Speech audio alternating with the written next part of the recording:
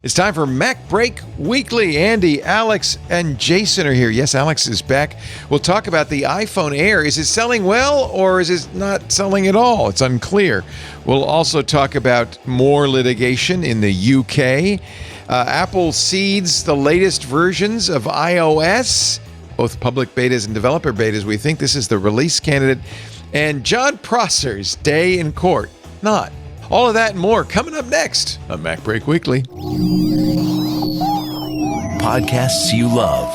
From people you trust. This is Twit.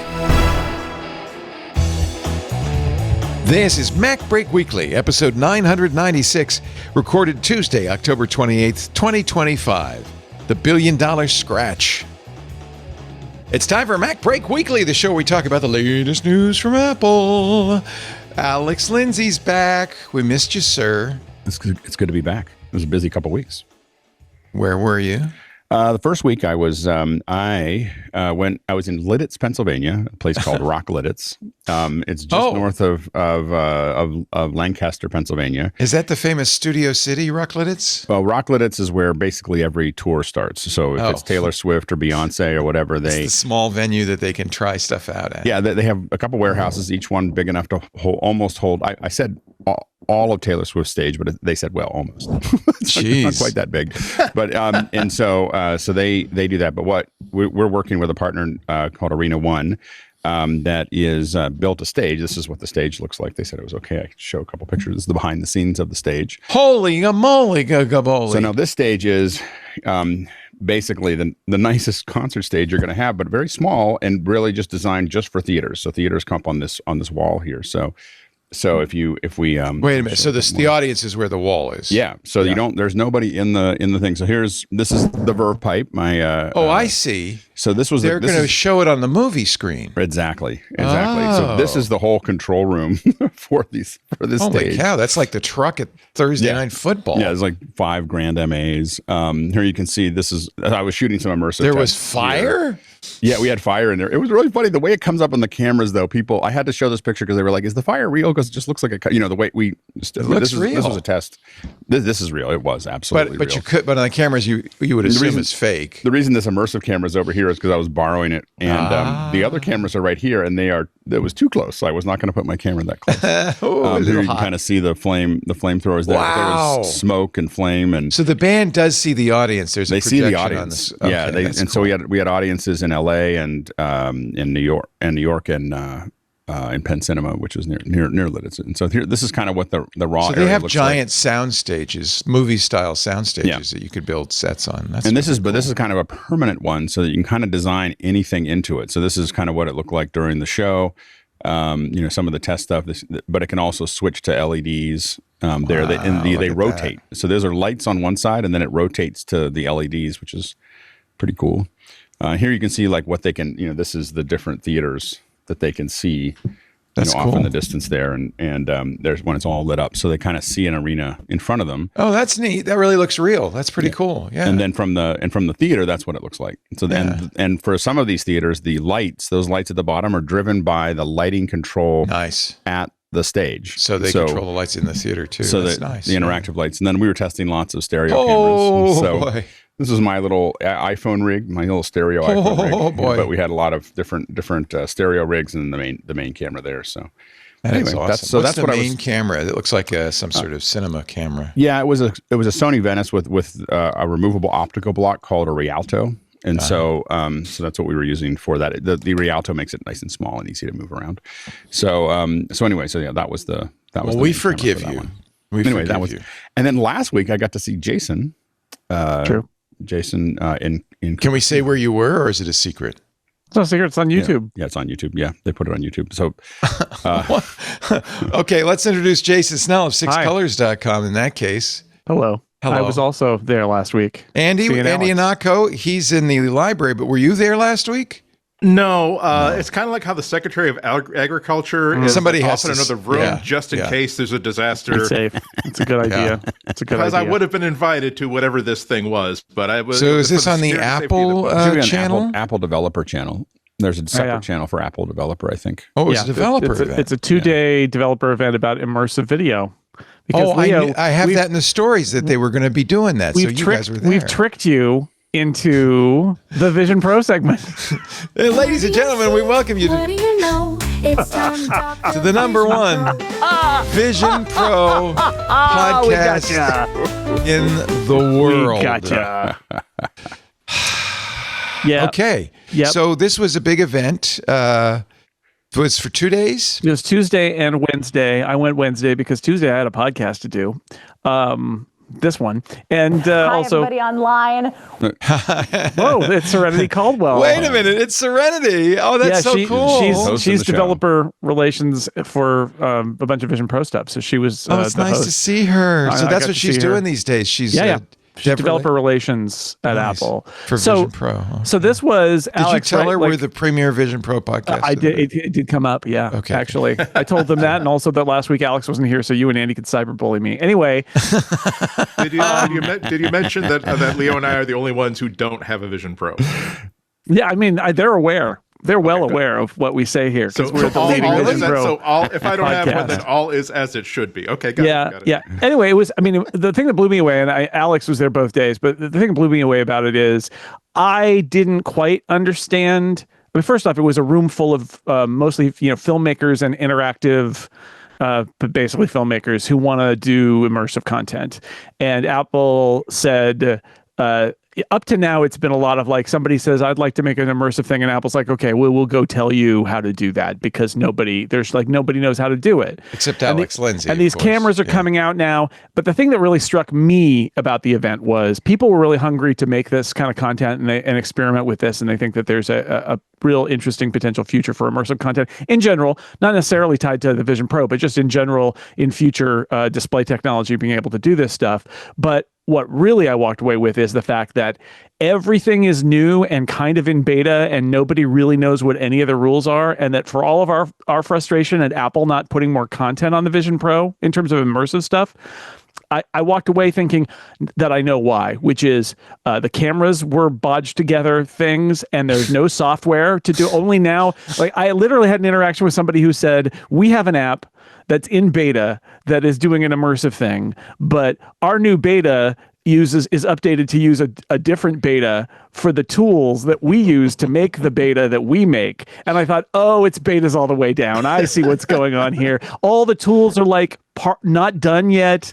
All the cameras are just coming out. And it's like, oh, I think between that and the revelation that we got last week that the M5 Vision Pro can render more pixels on the display that the Vision Pro's always had suggests that all of this stuff is still kind of not even fully baked. Like they're only now, and talking to Blackmagic a little bit informally, I also got the sense that camera that we've been talking about and that Alex has been salivating over for 6 months, like they did not anticipate the demand, that it's actually got way more demand, but that also means that nobody can get their hands on cameras to shoot this stuff. So I don't know. It struck me as being a bunch of enthusiastic people trying to get in on the ground floor of something that is still like all the tools are still not done. Like everybody's just kind of inventing it as they go. And that was interesting to me. And I think that one of the exciting things about, and this is usually the place that I am most of the time, is something where there's not a lot of other people. As soon as there's a lot of people, I'm like, oh, it's time for me to go on to something else. Next thing. And so kind of these kind of open areas. And what's nice about that is that, yes, there's not a lot of guideposts and there's not a lot of roads yet and everything else, but it also means that you don't have a lot of competition. So you're able to kind of figure these things out. And if you're the only one doing it, I think that was the largest collection of I saw a lot of folks that I've known for years doing this. There's not that many of us out there that are doing it. And so it's kind of a really interesting camaraderie of trading notes and talking about it. That's interesting. I will say that it's the second time I've been to the Developer Center. That is the nicest theater I've ever watched an event in. Like it, just want to say that as a side note, since they already broadcasted it, you only get to see what they broadcasted. But as someone who's worked in many, many corporate theaters, that is the best built corporate theater in existence. Like it is so well put together. Other than the Steve Jobs Theater, probably. Well, no, Oh, it's not the Steve Jobs Theater. I would it's a say different theater? I've had the opportunity Developer to sit, Center.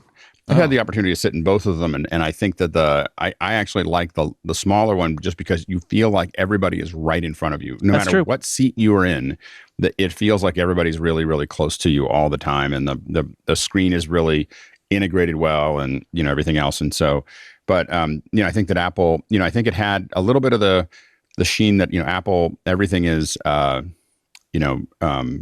word for word figured out before they say it. But we had some Q&A, and what was really great was the time in between the sessions. Now you can watch the sessions on YouTube on the developer channel, the 2 days of sessions. They cut out about the last 2 or 3 hours in the second day was only for people that were in the room. And that was really the nitty gritty workflow stuff that they were showing there. But outside of that, a lot of the more general stuff was there. One of the things I think I also left with is, man, you just really get the sense that Apple is at the very beginning of what they're doing. Like they're not thinking about there's no is this going to work over the next couple of years? I mean, they don't even expect it to be mature for 2 or 3 more years. I mean, there's they don't have any, this is all, and there's little things that they're doing. One of the things that they talked a lot about at the session was foveated rendering, which is that the things in the center where it matters are the highest, what they call acuity, which is the sharpness to it. It's kind of hard to consider it resolution because of the way that your eyes work in the headset. Yeah, they say think of it more like seeing 20/20 on an eye chart. Yeah, acuity. So the acuity is the highest in the center in this foveated render, and then it gets softer as it goes out and has to be rendered. Now that's one of the big things that the M5 can render more of those pixels, and so more of it feels sharp and immersive. But it gets back to things that we talked about in the past, which is that this headset is it's minimum viable product for what they're trying to do, and they had to start somewhere. But this is the first headset, the M2, was minimum viable to do the kind of quality and level of work that they wanted to do. And the next, the M5 takes them another step forward, and I think that they're going to have probably another. My guess is they have another Pro that's going to be an M7 or M8 or whatever in a year and a half, or 2 years.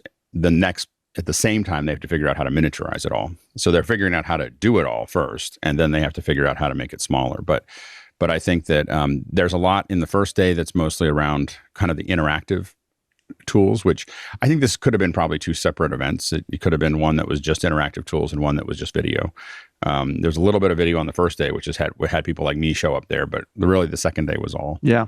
Is it worth for somebody who's just mildly interested watching these? It feels like, I have to say, now feel like it's a renaissance for Vision Pro. Like maybe there is something home. I mean, last week it was funny being there because last week Samsung announced its, basically XR, productized XR product, and all the people there were like, yep, this is a validation that there's something going on here. And I think a lot of the filmmakers were like, when they weren't too close to an Apple person, they were like, obviously we're trying to make these things so they can go anywhere. And the idea is they might be best on Vision Pro, but they want their films to be seen. So if there are Android XR headsets and there's Quests of various resolutions, you do a version, maybe it's not as nice, but you can still do it. And they just think that there's going to be a device that will allow you to view these things down the road, and they want to get in, like Alex, on the ground floor here. Also, I was just staggered. I think a lot of us are so used to how powerful computers are now that other than Alex, maybe we lose track of the fact that some of the stuff we're asking these devices to do is ludicrous. Like the Apple immersive video format, like the RAW, before it gets compressed and delivered, where they do some compression and foveation and all of that. Like what is it? It's like 8K by 8K. It's an 8K image at 120 frames per second. Frames a second. Yeah, it's a stereo. It's a big pipe, is what you're saying. Stereo 8K at 90 frames a second. It's enormous. Those files are just impossibly large. It's hilarious. And then they have to figure out how to compress them and put it on your head. Yeah, and then they got to do that for that Lakers game that we talked about. They got to do that live. Like it turns out that when you're dealing with this level, everything that I think we just get kind of complacent because the personal computer stuff that we're all used to is pretty easy now. I mean, in the grand scheme of things, but this stuff is bananas. If that's what you want to do, why don't you make something that's attached to a Mac with a 200 gigabyte interface. Well, there's a certain level of portability, though, that makes it a different product. I don't watch it. I don't use my headset. I mean, I sometimes use my headset near my computers, but not very often. Usually I'm on a plane, or I'm in a hotel room, or I'm in my living room, and being able to use it. And my understanding is that critical, though, to the... I think it's pretty critical. I mean, I think that was definitely where Apple wanted to... I mean, I had I was doing testing for the early Oculus where we were tethered to a computer.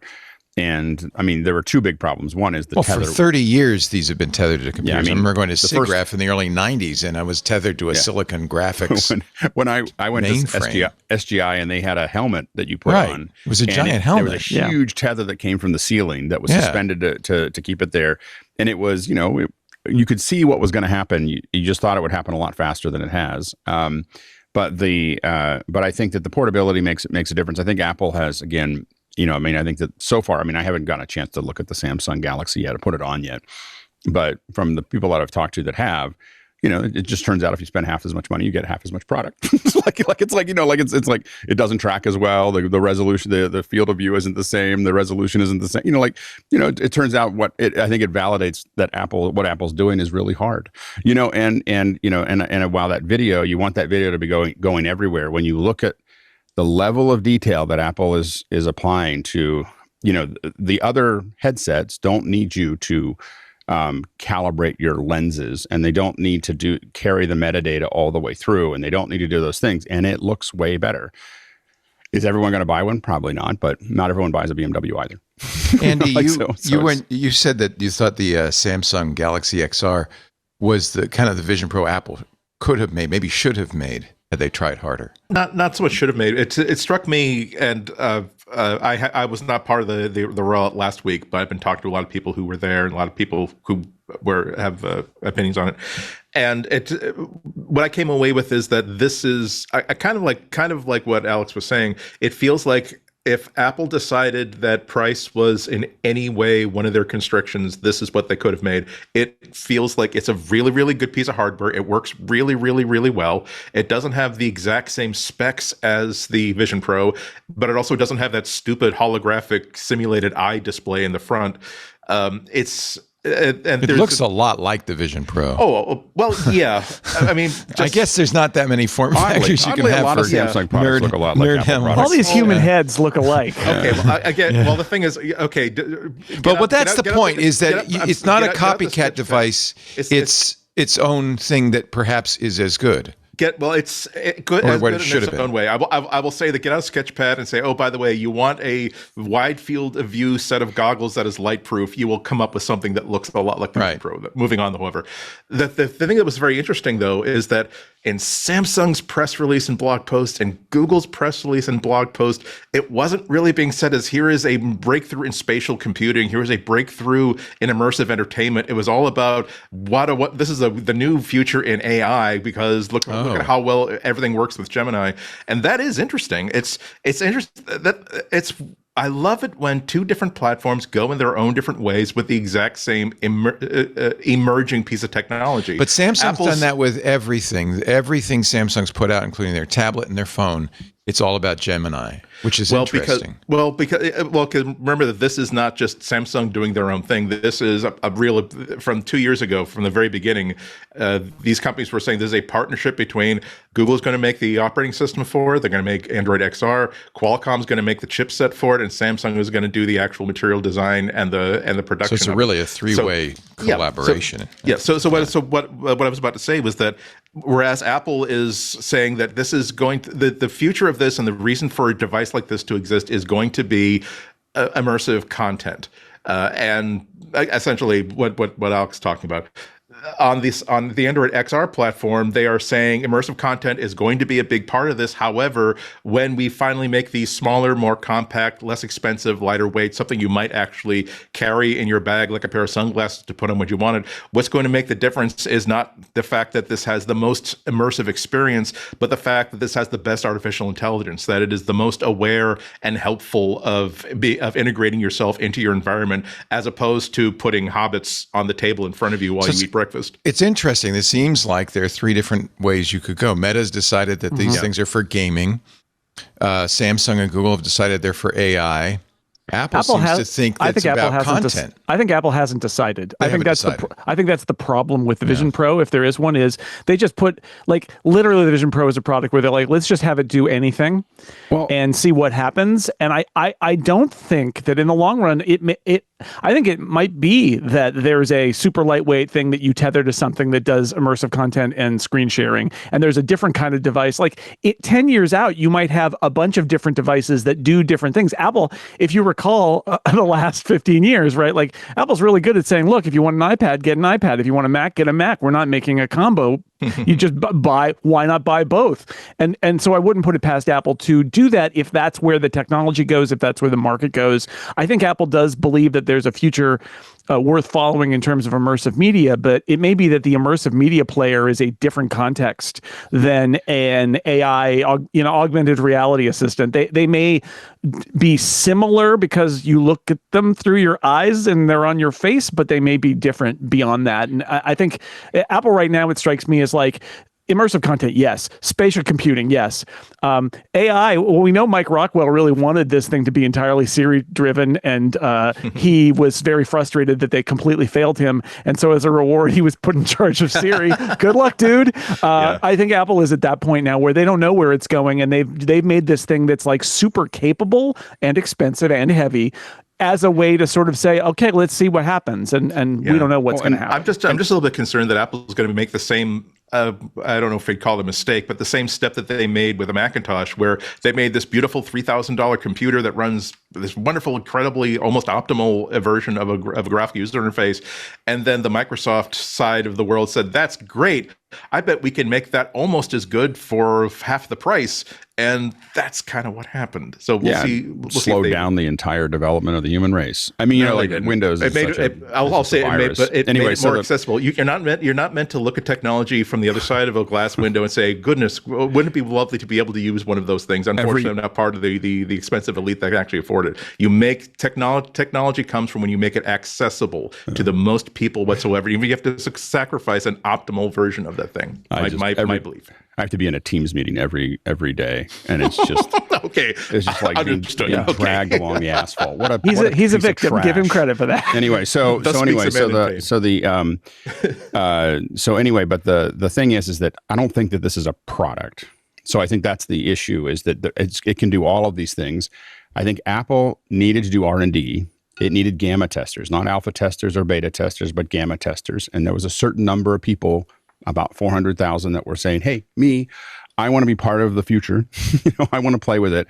I don't think Apple's trying to sell millions of this headset. I think that they are developing it and watching what people do and watching, because there's a whole lot of inside of this world, and especially inside of this headset specifically, there's a whole lot of, I wonder if that would work. I wonder if this, like I got this, I haven't gotten to use it very much yet, but I got the little Logi pen, and I started thinking about how to relate that to the things that are in my world. And when I asked someone, could it do what a microscribe does? Nobody knew.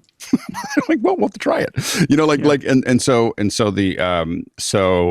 And you can see people experimenting with it, but I think that's the whole thing. This is an experimental platform. It's very unusual for Apple to experiment in public.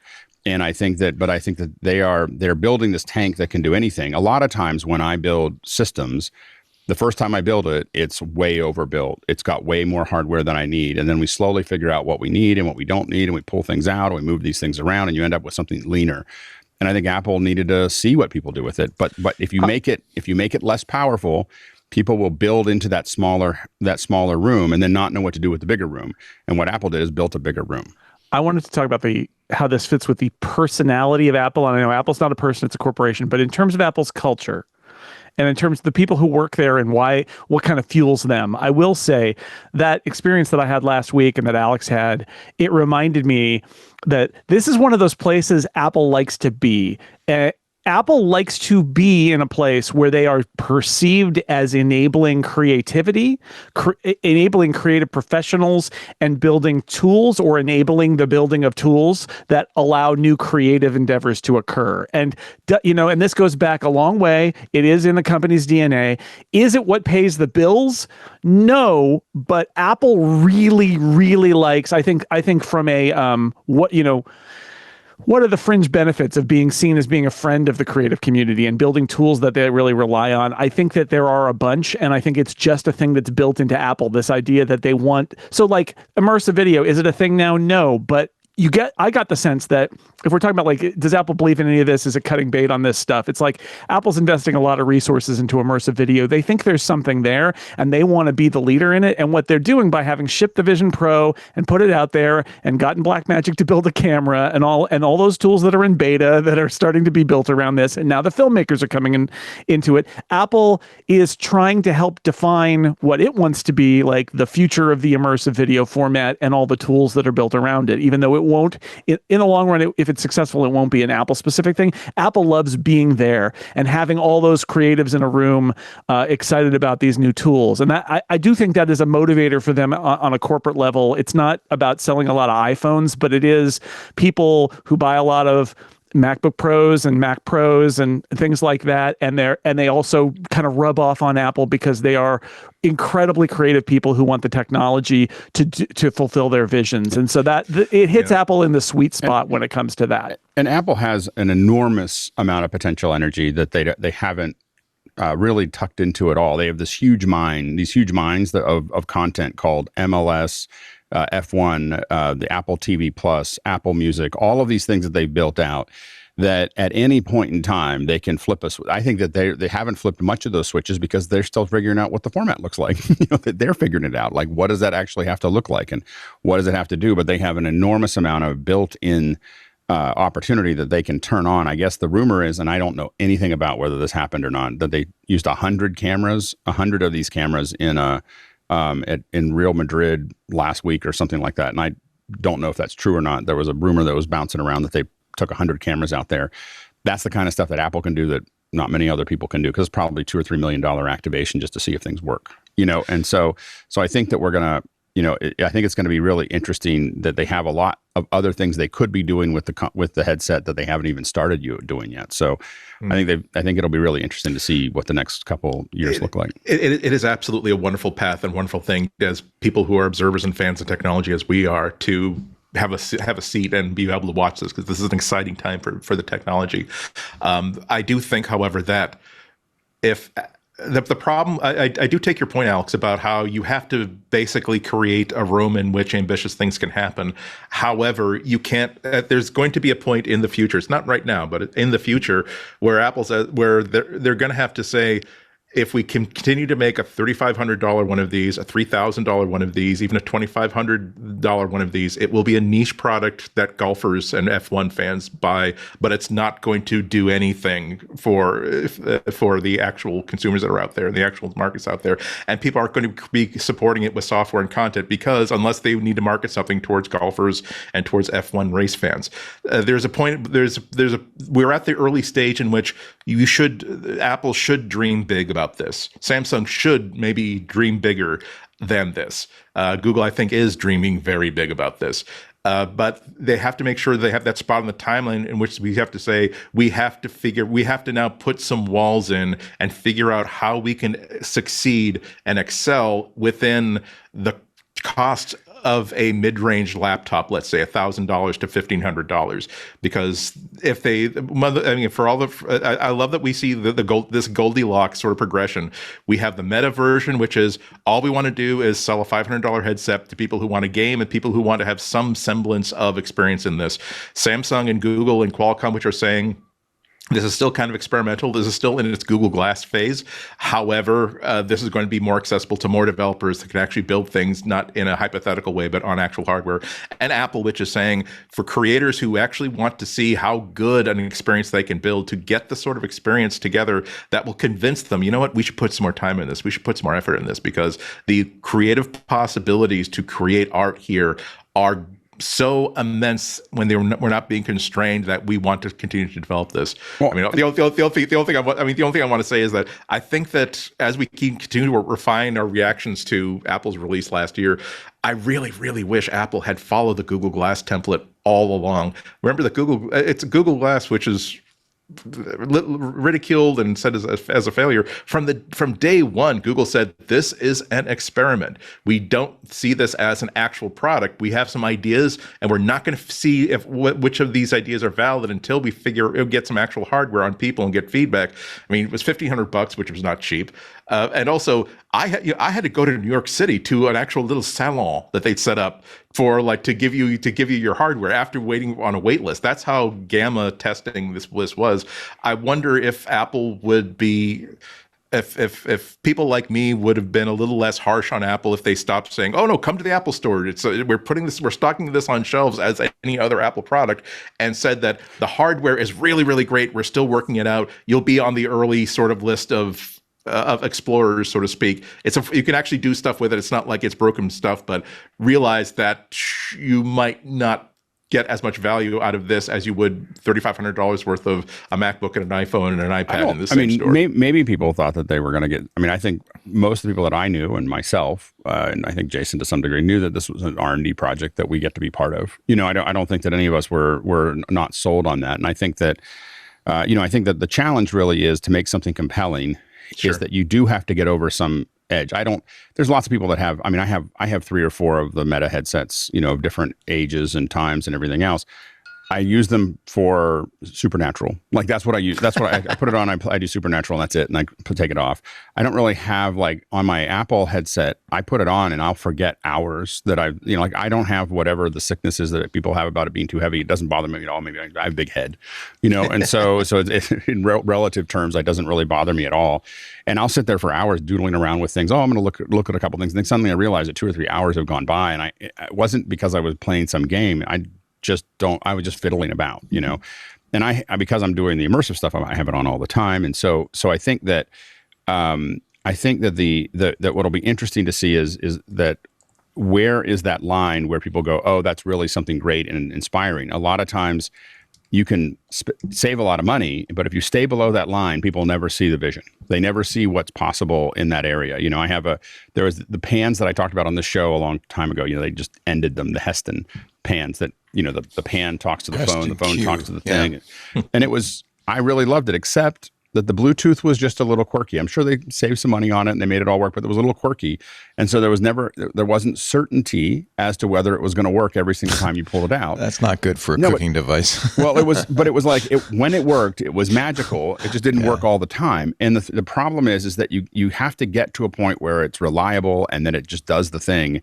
And that it has the resolution. Like the problem is that, as someone who's been working with immersive content for over a decade, that you always felt like you were looking at 320 by 240 video. Like everyone would be excited about the 3D, but it wasn't like, oh my gosh, I'm in it. And even now, I would say that we're just getting to the point where I feel like, oh, it's pretty good. It's pretty fun to watch. And, we're waiting for the next, not the M5, but like the M7 or M8, where we're actually going to be able to render the actual pixels that we're shooting, like the camera. Yeah, Apple knows its roadmap, right? Twice. So they know what's coming. The camera is shooting twice the resolution that I can deliver to the M5 headset right now. Right. So the camera is already shooting past, it will take years. It'll take the next headset or the headset after to properly play the video that we're capturing on the camera right now. And so that's how hard what we're doing is. But when you start to see those resolutions, you start to go, it does feel differently than any of the other headsets that we've seen.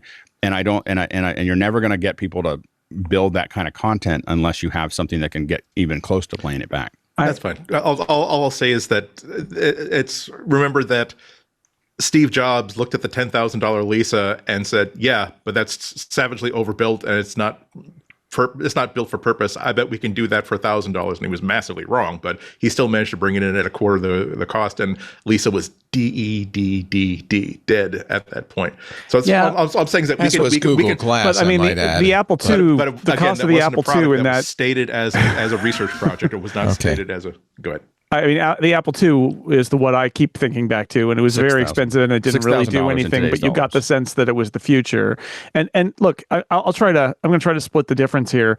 I think the Vision Pro is so far away from being a product category that could sell to the masses that it's perfectly fine for Apple. I wish it was $2,000, right, instead of $3,500. But I don't think it's going to be a long time before it really needs to be a product that reaches a broad audience. I think that this is some of the tension we have between building a product that is remotely technologically capable today, which is what Apple drew a line and made the Vision Pro, versus a product people wanted today, which is the Meta Ray-Bans. And I think that this is the tension, which is there is a line toward products people might actually want to buy that is down on the low end, that is very lightweight, that has a little bit of computing in some very light headwear. And the idea there is you might actually sell some of those to people in 2026, right? Apple might.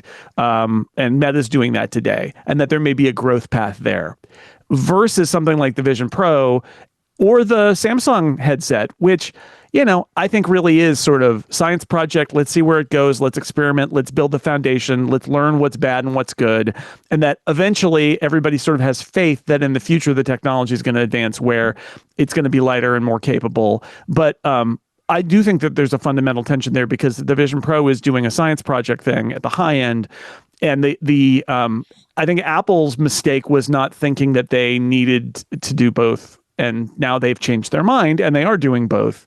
And Meta, I think, showed them because Meta's doing both, right? Meta's got the Quest and it's got the Ray-Bans. And the Ray-Bans are going to sell more. And a product like that is going to sell more than a big headset just because it's going to be cheaper and it's going to be less consumer resistance. So I think both are perfectly fine. I think one of them is more of a short-term growth thing and the other one is a long-term let's experiment. And you know what? I think that's okay.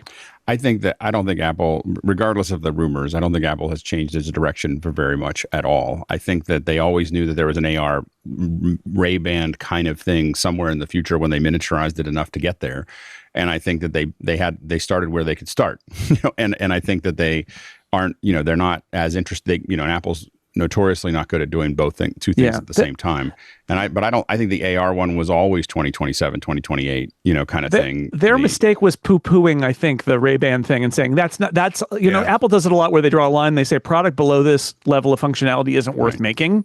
And I think they maybe made a mistake because they saw the kind of interest in what Meta was doing. And they thought, I think they were like, AirPods and glasses is dumb. We can make that, but we're not going to bother. And then Meta starts to get publicity for doing that and then adding in a display. And I think that Apple kind of recalibrated a little bit because I think maybe they set the bar too high. And honestly, I can't lay this entirely on Johnny Ive, but I get a little vibe. The whole approach here of being a very high-end aspirational and very much like we're going to use the most expensive materials and we're going to spare no expense and also kind of poo-pooing lesser products that are not as fully featured.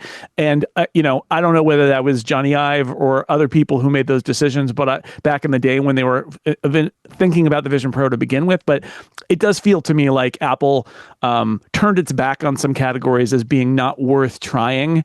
And Meta showed them that people were sort of interested in those products and they have changed now. I think it's very clear from all the reports that Apple gets it now that they should not have left it for as long and that they should approach from that direction too. So we'll see what they do, but I think both are valid. Like who's using the Meta Ray-Bans a year from now? I mean, I know that we'll see. For me, every time I end up in a lot of places where security is important. And the first thing, we've had a couple people come in with the Ray-Bans and immediately like, you got to take those off. Yeah, there's also places where you put your phone in a skiff in a bag. It's not that bad. I don't have to do it that bad. Well, but I'm just saying, if you really want security, don't bring your phone in either. No, I'm saying that people are, and I work in a lot of places where I put stickers over the phones, that kind of thing. But I admit, even as someone who used Google Glass and was constantly told by people, sometimes at Google, to take off the glasses, that I think I've become very sensitive when I see a lens, in a something people are just casually walking around. I definitely don't feel comfortable. It's definitely not something that I prefer, that I like. I mean, there is a small issue. It's like there's something that I've been noticing because I watch a lot of YouTubers who are based in the UK. And that's where I came to notice like a couple of years ago that like you see what's on their wrists and it's not an Apple Watch.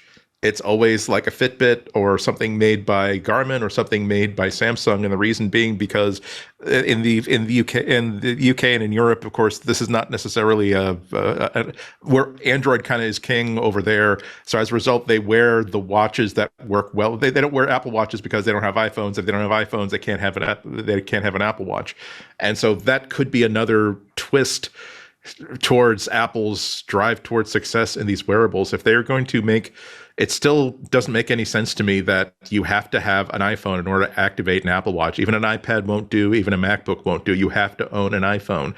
And I don't think that makes any sense in 2025. So if they're also going to gate the possible success of a platform by saying that, yeah, we have this really nice wearable, but we're not going to let 82% of phone users, of mobile users out there use it because we're going to gate that to an iPhone for reasons that we're not really going to explain. There's plenty of time for them to solve this and address this, but that's just one thing that's on my mind when it comes to do they want to make something that will really penetrate society that can possibly help people and be of a service? And if it's just an accessory for an iPhone, that's a very, very limiting sort of concept for creativity. Evidently, it's had a huge impact on their financials. To be focused on just their market. So they're doing okay. So I think that the thing is that they I think the problem is anytime as someone who built software on an Apple platform and then thought we were going to expand our market by going into the Windows world, it was a disaster. And the thing is that what I'm left with is having to interact with other operating systems is never as simple as it seems. And so the thing is that Apple, I don't think Apple, I think they just don't care. Like, I think they have their ecosystem. They want to work on their ecosystem. They don't want to spend extra energy on something outside of their ecosystem. They just want to work on the thing that they want to work on because they want to create what they want to create.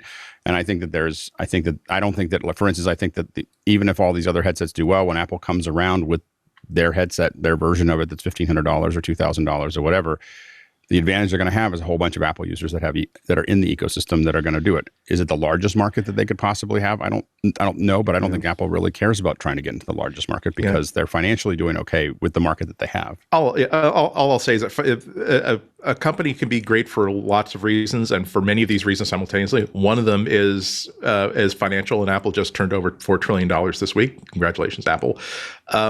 My personal point of view is that a company that wants to gate itself and say that we want to make great stuff, but we're not really interested in penetrating the culture, making something that most people will have access to this, most people will be able to benefit from this. That to me is a limit on that. I'm looking for the right words, but I think that in the 4 or 5 categories that make a company great, the idea that we don't want to just make something that, hey, if you've got $8,000, if you got $4,000, if you've got $2,000, and you own our other products, we are willing to let you be the beneficiaries of this breakthrough we made. That's a nice way to be a boutique company. It's not an ambitious goal. An ambitious goal is to say that we're basically designing this platform that will work with pretty much anybody. If you are anywhere in the world within certain parameters, we are not going to put in completely artificial barriers to you benefiting from our technology. That's to me, that's a little bit of a statement that we're not all that ambitious. This is really, we're not that proud of it. We don't think it could have that big of an impact. We want to help. We want to contribute to the lock-in of our platform, not to basically change somebody's life in a materially good way. I think that you also just have to figure out what your strengths are. I mean, like I work on a lot of live events, but if you come and ask me to do something that's on a laptop with some webcams, I'm like, you're talking to the wrong person. Like, I don't know how to do that anymore. And so like I can't. I'm not efficient. Like, you can find other people to do that, but it's not going to be me. And it's just because it's not the infrastructure that I need to do that thing. And I think that Apple, this is the way that this is what they know how to do well. And I think they can leave it to the rest of the market. Every company doesn't have to solve every problem. Yeah, all I will say, I don't want to keep repeating myself, so I think I've talked a lot during this segment. But it's again, when it's not a case of, well, we want to sort of lower our standards to the point where we're making the same trash commodity phones, we're making the same trash commodity laptops, the same trash commodity whatever as everybody else. That's something that's to be avoided, particularly for an Apple like that has so much success in not doing that. But when you have something like the Apple Watch, which is that, no, that's an arbitrary constraint. It's not arbitrary though. It's it effort. Is. No, it isn't. It's development. It's developer relation effort. It is absolutely effort. It's not arbitrary in the sense that we do have documentation of them discussing it and saying, no, we don't want to make it easier for people to make a decision to buy an Android phone. We actually have that on paper because of depositions. Okay, and I'm not even necessarily saying that they should allow Android users to activate on Android. I'm saying that I've got an iPad in front of me that I spent $1,300 or $1,400 for. I've got a MacBook in front of me that I've spent $1,500 to $2,000 for. I wish Apple could explain to me why I cannot activate an Apple Watch on either one of those things, given that once this thing has been activated, it becomes a very, very useful standalone device that just needs contact with Wi-Fi in order to be updated, in order to have, in order to basically be nearly as much as this thing can possibly be. And because I have an Apple Watch, I have it because I have an iPhone that is in my library. Apart from once or twice a year when I need contact with the iPhone to do something, including updating system software, I don't need it for what I want this Apple Watch to do. So that's what I say when I say that this is an arbitrary thing, that they're putting a limitation on the reach and the impact of this device simply because they are not that ambitious. And that's the sort of, I don't think it's wrong. I don't think it's something that they should be punished for. I'm saying that if I'm the person whose charge is to assign a point score to how great a company is, this is where Apple loses lots of points, and that's sort of like where they chose to put their efforts. The last thing I'll say was 30 seconds is I don't even know if their own consumers want that though. I mean, I went into the Verizon store and asked how the Air was selling versus the Pro, and they couldn't remember the last time they sold one of the Airs. They said the Pros sell every day. They couldn't remember the last time they sold an Air. They just said it was a complete. I'm sorry, iPhone Air? The iPhone Air. Sorry, that's another story. It's on the list. Yeah. But what I'm saying is that I don't know how many of the Apple people who buy Apple products, evidently you make it smaller and cheaper, and they're like, I just don't want my Pro. Actually, there's a little debate over whether the Air is selling, but we'll talk about that in just a little bit. You're watching MacBreak Weekly. Andy Ihnatko, Alex Lindsay is back, Jason Snell, and I want to talk about our sponsor for this segment. This portion of MacBreak Weekly brought to you by Aura. You know the name Aura. Probably you do if you've ever looked for a frame. Aura consistently #1 rated by Wirecutter and others. Perhaps because they look beautiful and they work great. They've got the best software out there. I love it when, this is why we love Macs. We love Apple. When design and function are perfectly balanced and the technology just blends in, especially if that technology is hanging on the wall of my home. I want you to meet Ink. Wait a minute. I got it right here. Maybe you noticed. Picture of a harbor seal hanging on my wall. This is Ink, Aura's first ever cordless color e-paper frame, featuring a sleek 0.6-inch profile and a softly lit 13.3-inch display. Ink feels like a print on your wall, functions just like a digital frame, and perhaps most importantly, lives completely untethered by cords, with a rechargeable battery that lasts up to 3 months on a single charge, unlimited storage, and the ability to invite others to add photos via the Aura Frames app. It's the cordless, wall-hanging frame you have been waiting for. Just beautiful images that are, because it's e-ink, absolutely static. There's no flicker, no blinking, and no cord. It's a breakthrough in e-paper technology.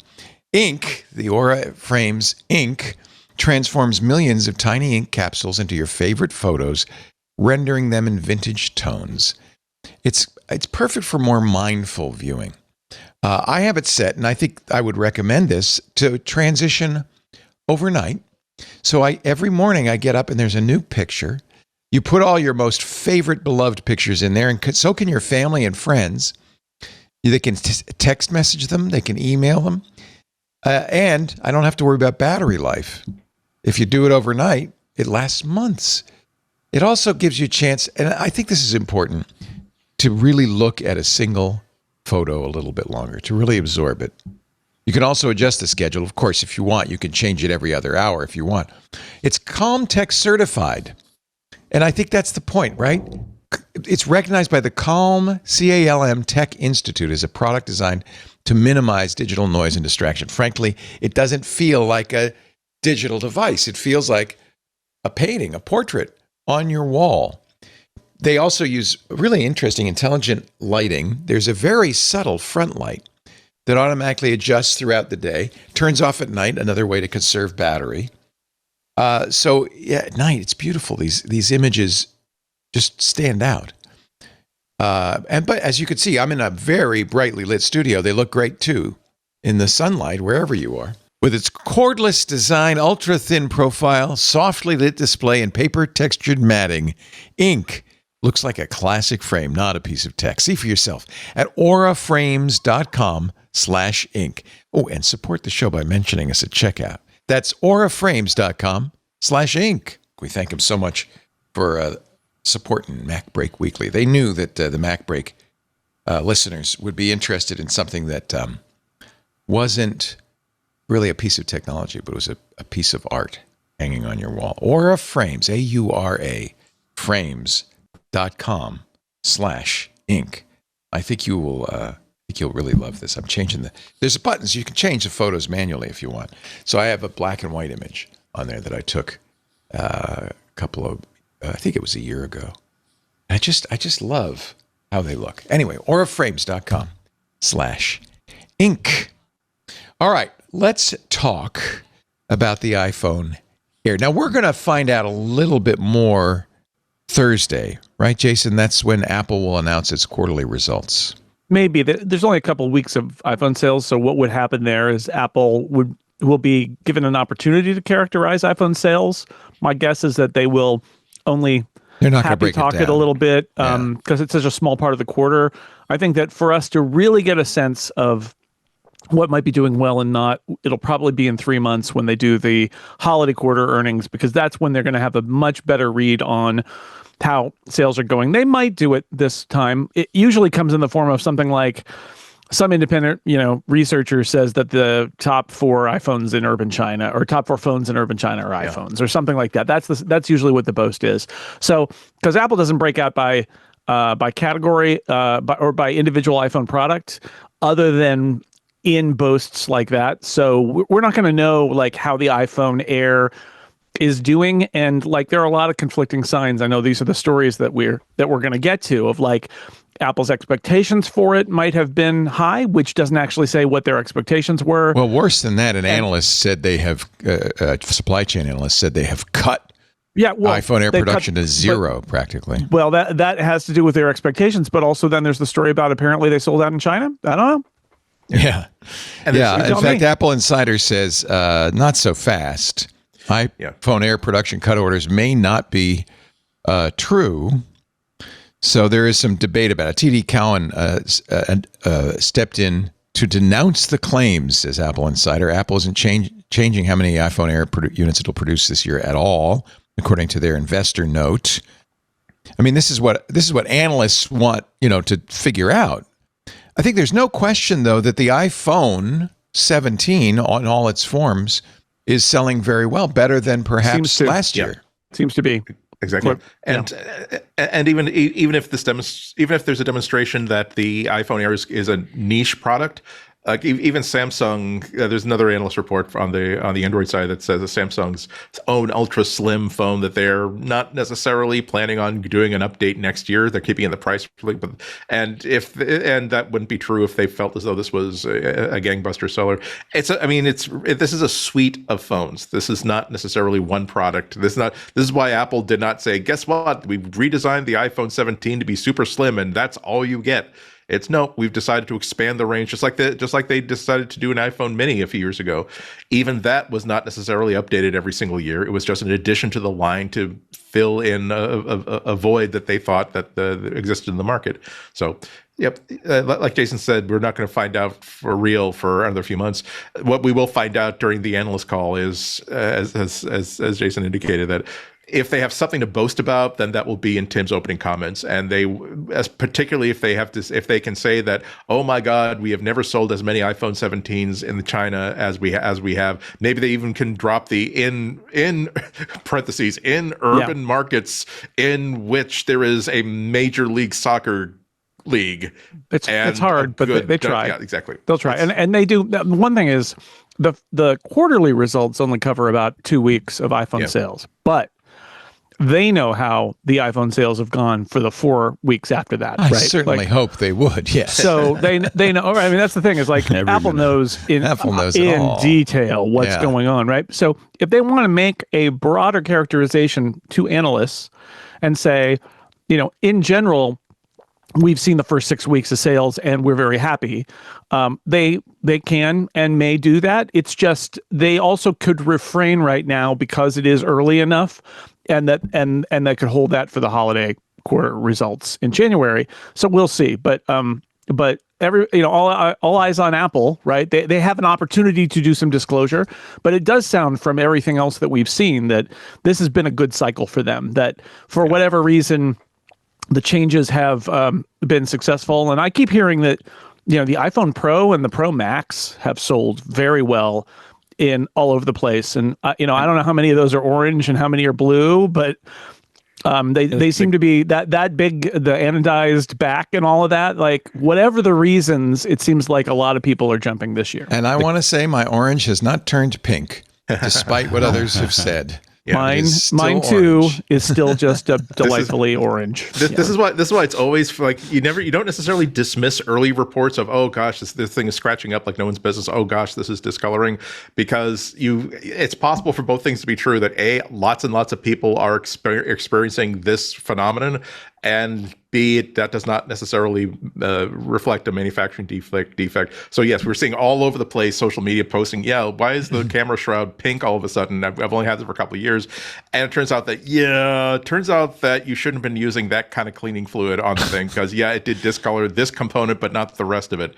And that's a mistake that anybody could make. It's like if you've been cleaning your previous devices with sanitary fluids, that has not made any sort of a ding, and you did it for the first time a couple times on your brand new phone and nothing happened, that's not your first go-to. It's like, oh, okay, it turns out that they were serious about saying, do not use peroxide-based cleaners, do not use this kind of a cleaner. This time we actually absolutely do mean it. Okay, I don't want to spend a whole half hour on pink, so let's move on. All I was going to say, though, is that I still think it comes down, talking to the folks at Verizon, the number one question was which was the best cameras. Like I grilled this poor guy at Verizon, like, just asking him, like, who's buying what and what are they buying and why do they buy it? And he's just like, well, they just want to know which one has the cameras.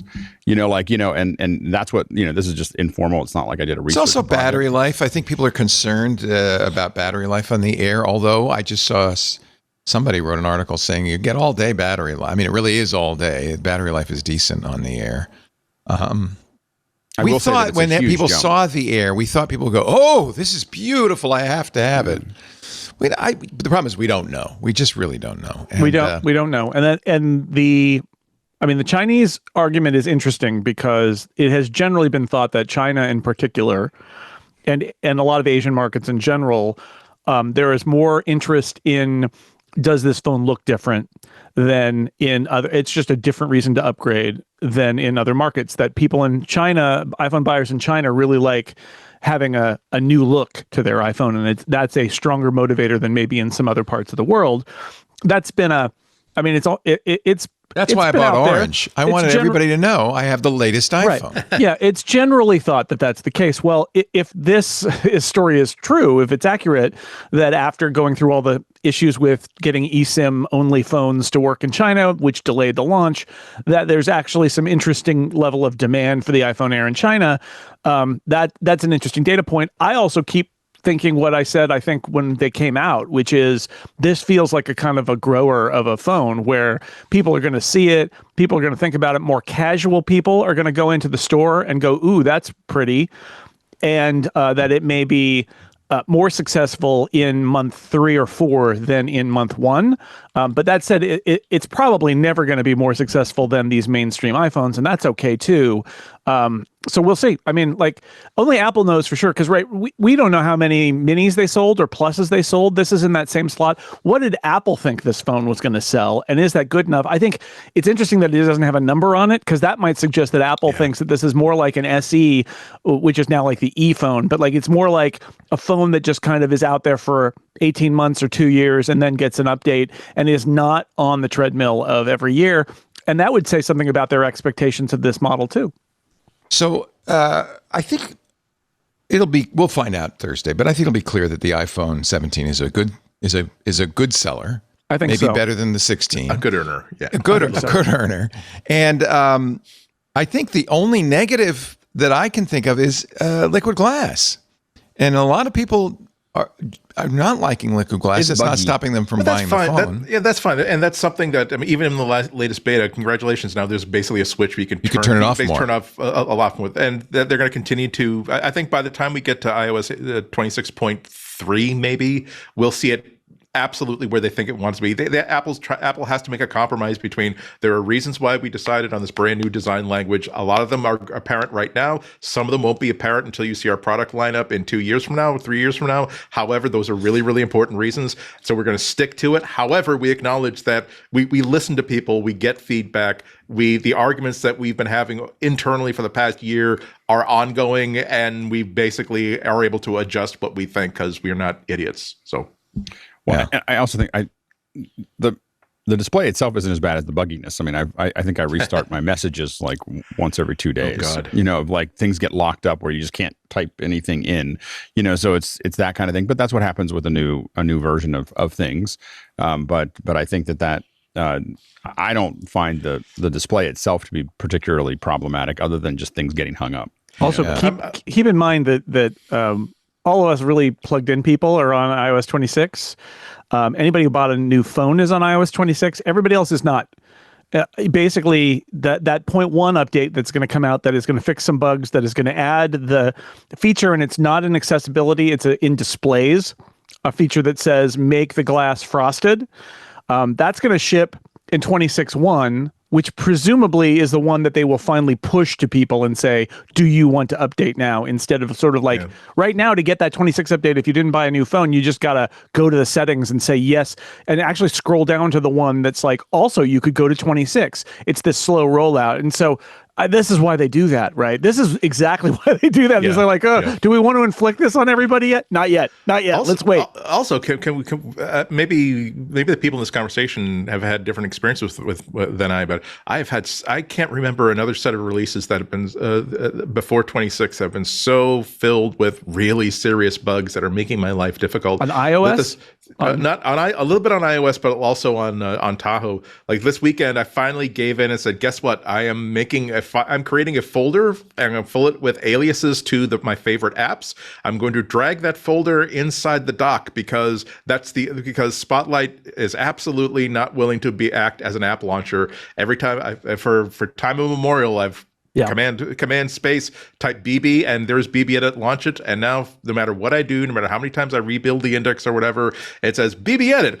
Here's the dictionary definition of BB edit. Here's where you can find. Here's where you can find it on the web. That's disappointing. And what's funny is I have had no problems with Spotlight, but I know numerous people who have. Yeah. It's clearly a problem. It's clearly a bug that they need to fix.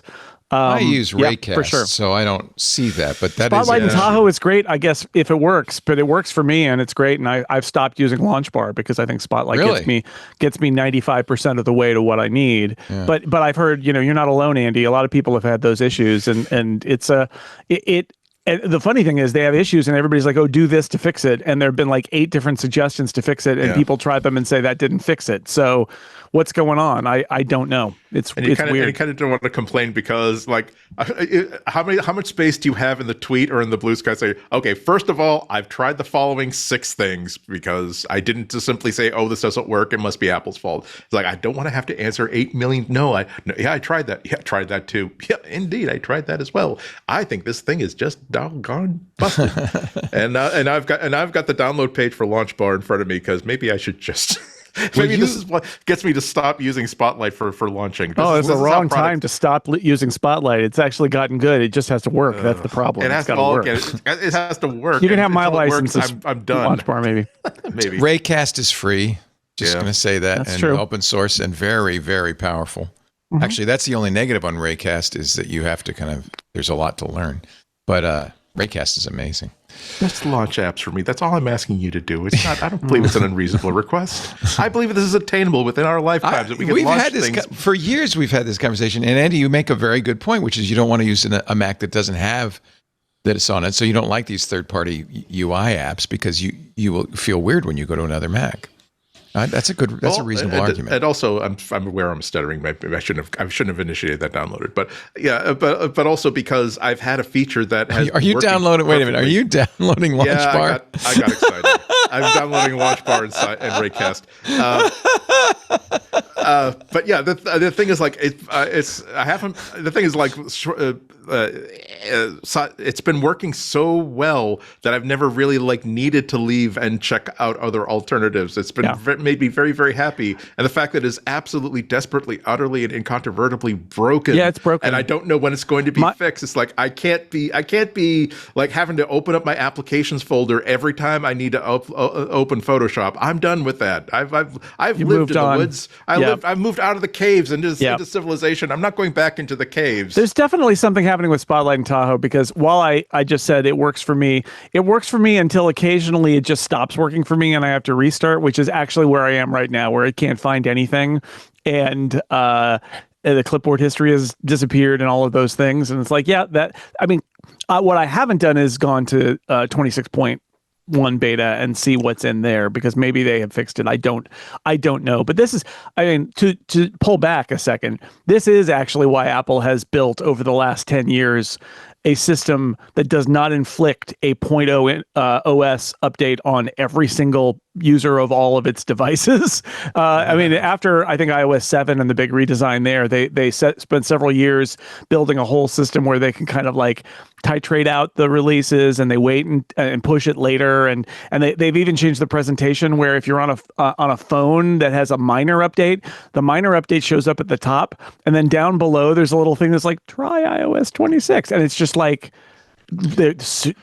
don't tell that there's a new operating system. And they do that because the fact is they ship these things and they still have bugs or they uncover new bugs. And so I think it's really good. Of course, all of us and everybody who listens to this podcast, we inflict this on ourselves. But if you bought the reason I brought it up is if you bought a new iPhone, you got iOS 26. If you bought a new iPhone, you got it. Yep. Yeah. Yep. So there's one thing I want you to help me. It really annoys me. Notice there's a little notification on my settings on my phone. Notice on my Mac, there's also a little notification. Say, I think, oh gosh, I must have an update or something. No, it's trying to sell me Apple Care. I don't want Apple Care Plus. I have Apple Care on the things I have it. I don't want it on everything. It is, why am I getting, and how do I get rid of this? I don't want this. Yep. Is there a way to get rid of it? Because that's worse than putting an ad in Maps, which is apparently coming as well. But why? Why are they doing that to me? Can I stop it?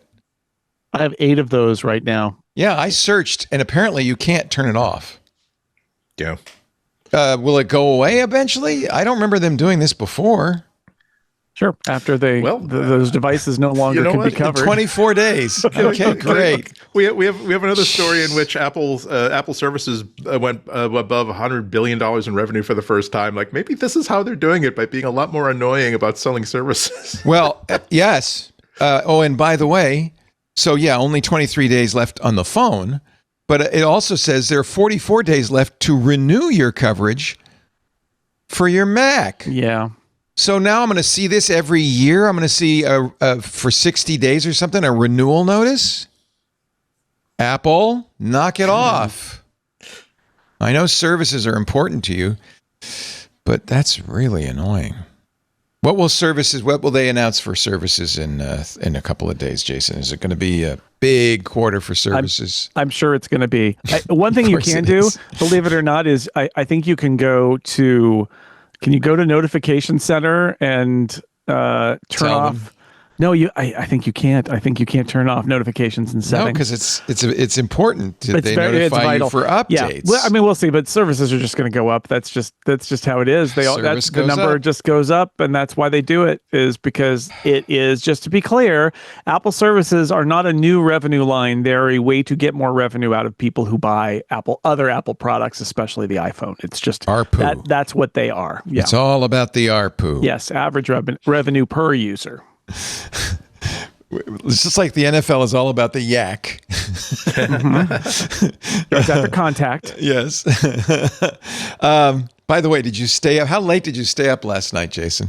I stayed up till Freddie Freeman hit a home run in the You 18th did? inning. I did. I was doing a podcast, so I came out, and my wife was like, "Oh, you almost missed the game because it was the 9th inning." And Oh, no, you didn't. I did not. I was a saw whole nother 9 more game. innings of nothing. Yeah. I gave up in the 14th inning at 11 p.m. I can only imagine the East Coasters. You know, that means it probably ended at 3 in the morning. 3 in the morning East Coast. for the East Coast. Yeah, it's true. I think We're talking about the by the way, World just Series. if you don't know, we're talking about the baseball World yes, Series. the baseball World Series. Which, thanks to the Dodgers, really is a World Series now that they have almost entirely a Japanese pitching staff. Yeah, and they're playing a team from Canada, so we got that going Hey, too. It's international. It is. I'm just going to say this is controversial. I'm a big baseball fan, but I'm just going to say I kind of think that after you hit a certain number, 12, maybe 15, you should call it a tie, let everybody go home, and just play it from the start again the next day. I think it's very silly to have everybody sit around for 9 innings exhausting. as nothing happens and everybody is tired, and we're just hoping that some tired pitcher throws to a tired hitter and he runs into it. And That's hits the only way it fence. ends. That's 'Cause literally I mean, the you only. you remember, Leo, the Giants played a game like that in 2012, I want to say, where against the Nationals, where Brandon Belt hit a home run in the 18th inning and they won the game. And it's ridiculous. So, I mean, I guess I'm not enough of a baseball purist. I think at some point you got to call it and just say, this game is done. I mean, Dave Roberts, they were getting up a starting pitcher who pitched 2 days ago to pitch the 19th inning because they had run out of pitchers. I'm just It's glad ridiculous. Clayton Kershaw got one last chance. And almost blew it, but he didn't. One last shot to get in the World Series. All right, we're going to take a break now that we've got a little sport talk in there. Sports talk. Just The sports lead. No. the sports leader, the Giants, 68.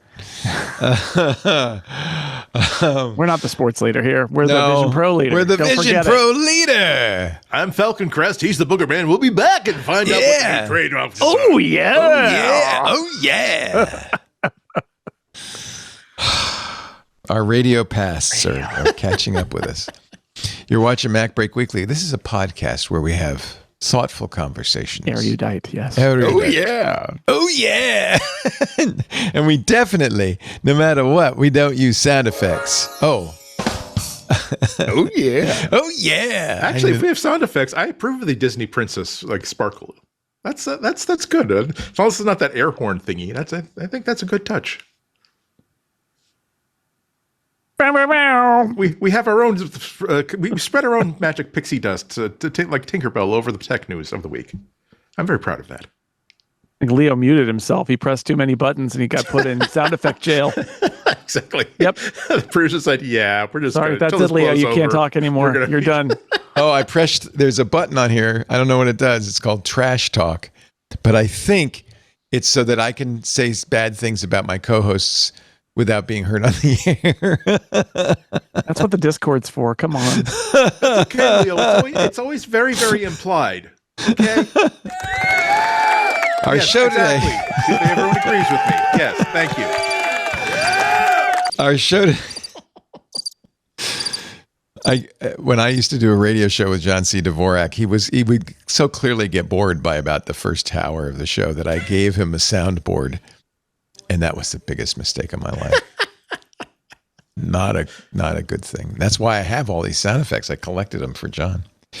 Our show today brought to you by Zapier. Oh, I'm just thinking about a new workflow I could do with sound effects in Zapier. Zapier is a massive time saver for me because I use it to automate the thing I do every day, all day long, which is bookmark stories for the show. I use Zapier for a lot of things. I have a lot of, they call them zaps, but the one I use without thinking, I'm not even aware of it, is every time I bookmark a story in raindrop.io, which Andy recommended, that's connected to Zapier.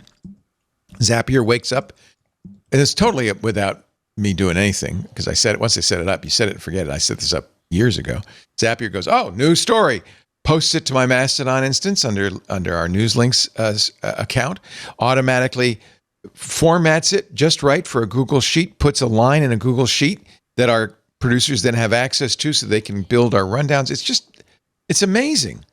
In fact, I don't use anything if I can't connect it to Zapier. Fortunately, Zapier connects to more than 3,000 of the apps you already use. So pretty much everything. Well, now Zapier, they've really enhanced it in a way that I am very excited about. We talk, as you know, a lot about AI. We even got a show about AI. But let's face it, talking about trends doesn't help you be more efficient at work. In fact, maybe that's even a little frustrating. Help me. You need the right tools. You need Zapier. Zapier is how you break the hype cycle and put AI to work across your company. Yes, Zapier has added AI as one of the things it connects to. Zapier lets you deliver on your AI strategy, not just talk about it. Zapier is now basically, look at that. Wait, just pause there, John Ashley. This is from their website. This is how you can use Zapier, their AI orchestration platform, to bring the power of AI to any workflow, so you can do more of what matters. Connect it to everything you've got. Add the AI, and by the way, it's got all the AI. The top AI models. You can use ChatGPT, you can use Claude, to the tools your team already uses, so you can add AI where you need it, whether that's an AI-powered workflow, an autonomous agent, a customer chatbot. I could put Claude in my workflow to automatically synopsize the stories and create a briefing book for me. Not that I would take that shortcut, gentlemen. It is a really wonderful tool to have. It is like, it's a superpower.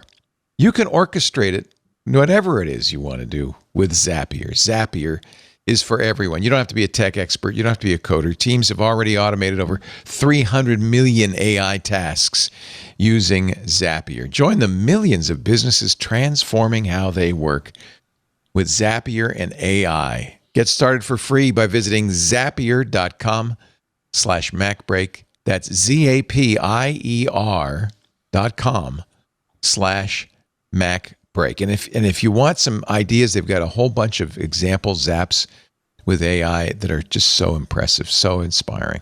I love it. Zapier.com/MacBreak. Thank you, Zapier, for not only supporting MacBreak Weekly, but for making my life a lot easier. The UK CMA, the competition markets regulator, says that both Apple and Google are big tech groups. They have special status under the new digital laws, in particular, the app stores. So these rules will be imposed on how Apple and Google run their mobile platforms. On Wednesday, the CMA said this is from the Financial Times, said the creator of the iPhone and Android smartphone operating systems will be labeled as having SMS, strategic market status. So they have to be a little bit more open.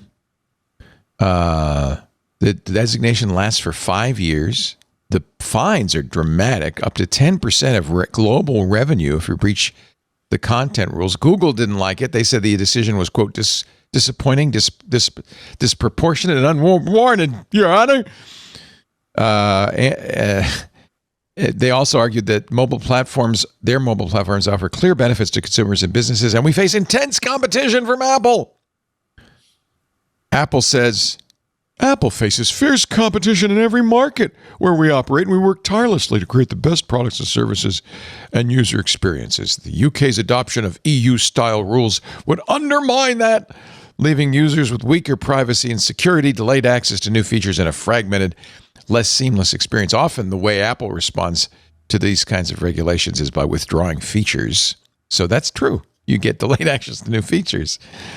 They're going to challenge it. They're going to appeal it in the EU because they got a similar ruling in the EU, and I imagine they will do the same in the UK.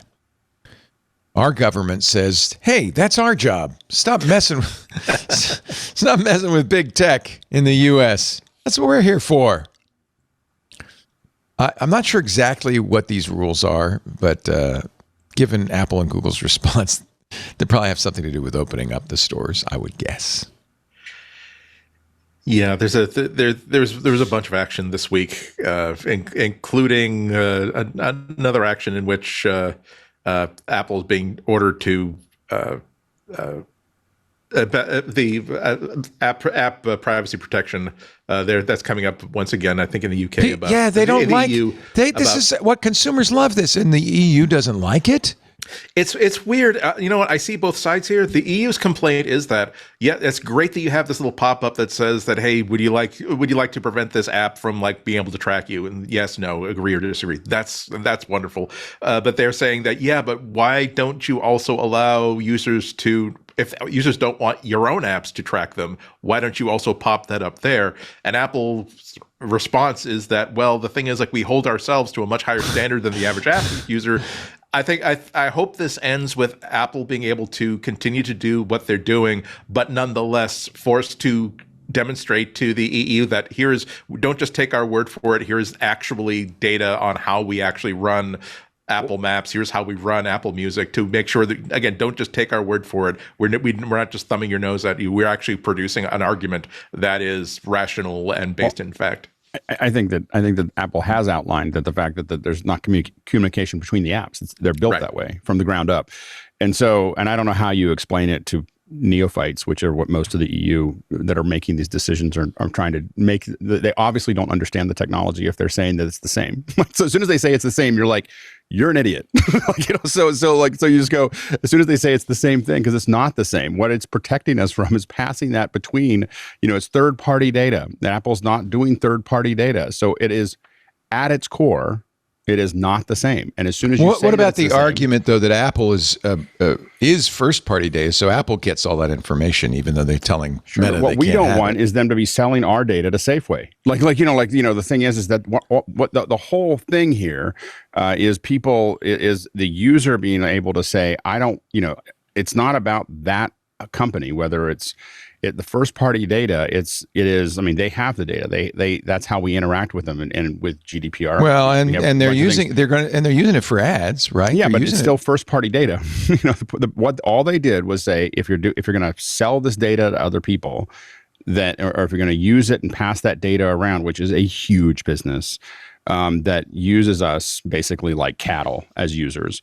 If you're going to treat us like cattle, if you're going to treat the user like cattle, then they get to choose whether they want to be cattle or not. That's all it is. That's saying that they're not saying they're cutting it off. They're just saying users get to choose whether they want to be cattle. And be traded around like a stuck pig. One or the other. And so the thing is but the point is that and what this underlines over and over and over again is the EU is not about the users. It is about big companies. They are big companies, billion-dollar companies that can't figure out why, and the EU can't figure out why they're not competitive. They're not competitive because their government structure is not competitive. They're not.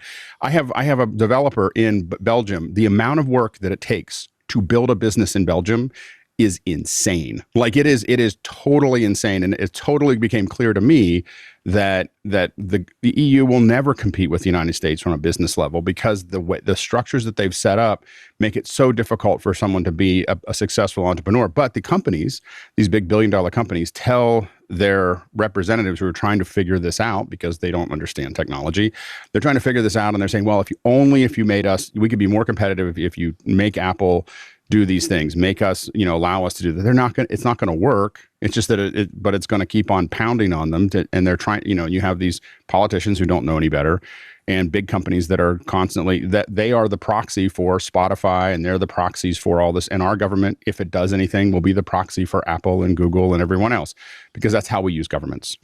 We use them as our proxy to have this argument for us. And, so the EU is doing what their job is, which is protecting their own, and eventually our government hopefully will protect our own. And that's how this is going to probably fan out. Judge Yvonne Gonzalez Rogers has done something to protect Apple on Monday, yesterday. she decertified the class action lawsuit about Apple's App Store, which is funny because a year ago she had certified it. She reversed her decision, which let Apple account holders who spent $10 or more on an app or in-app content within the last 17 years sue as a group, saying that Apple monopolizes the market for iPhone apps by banning purchases outside the App Store.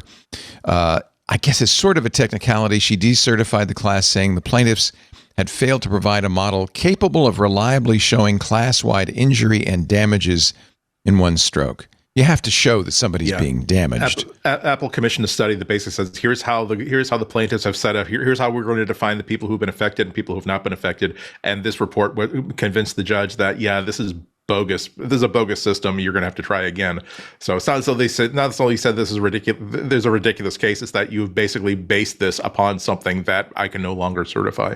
She also said that an expert hired by Apple found alarming errors in the plaintiffs' models. They had one plaintiff named Robert Pepper, who was different people, despite sharing home addresses and credit card information. Yes, Dr. Pepper, or is it Sergeant? Dr. Robert Pepper, or Sergeant Pepper.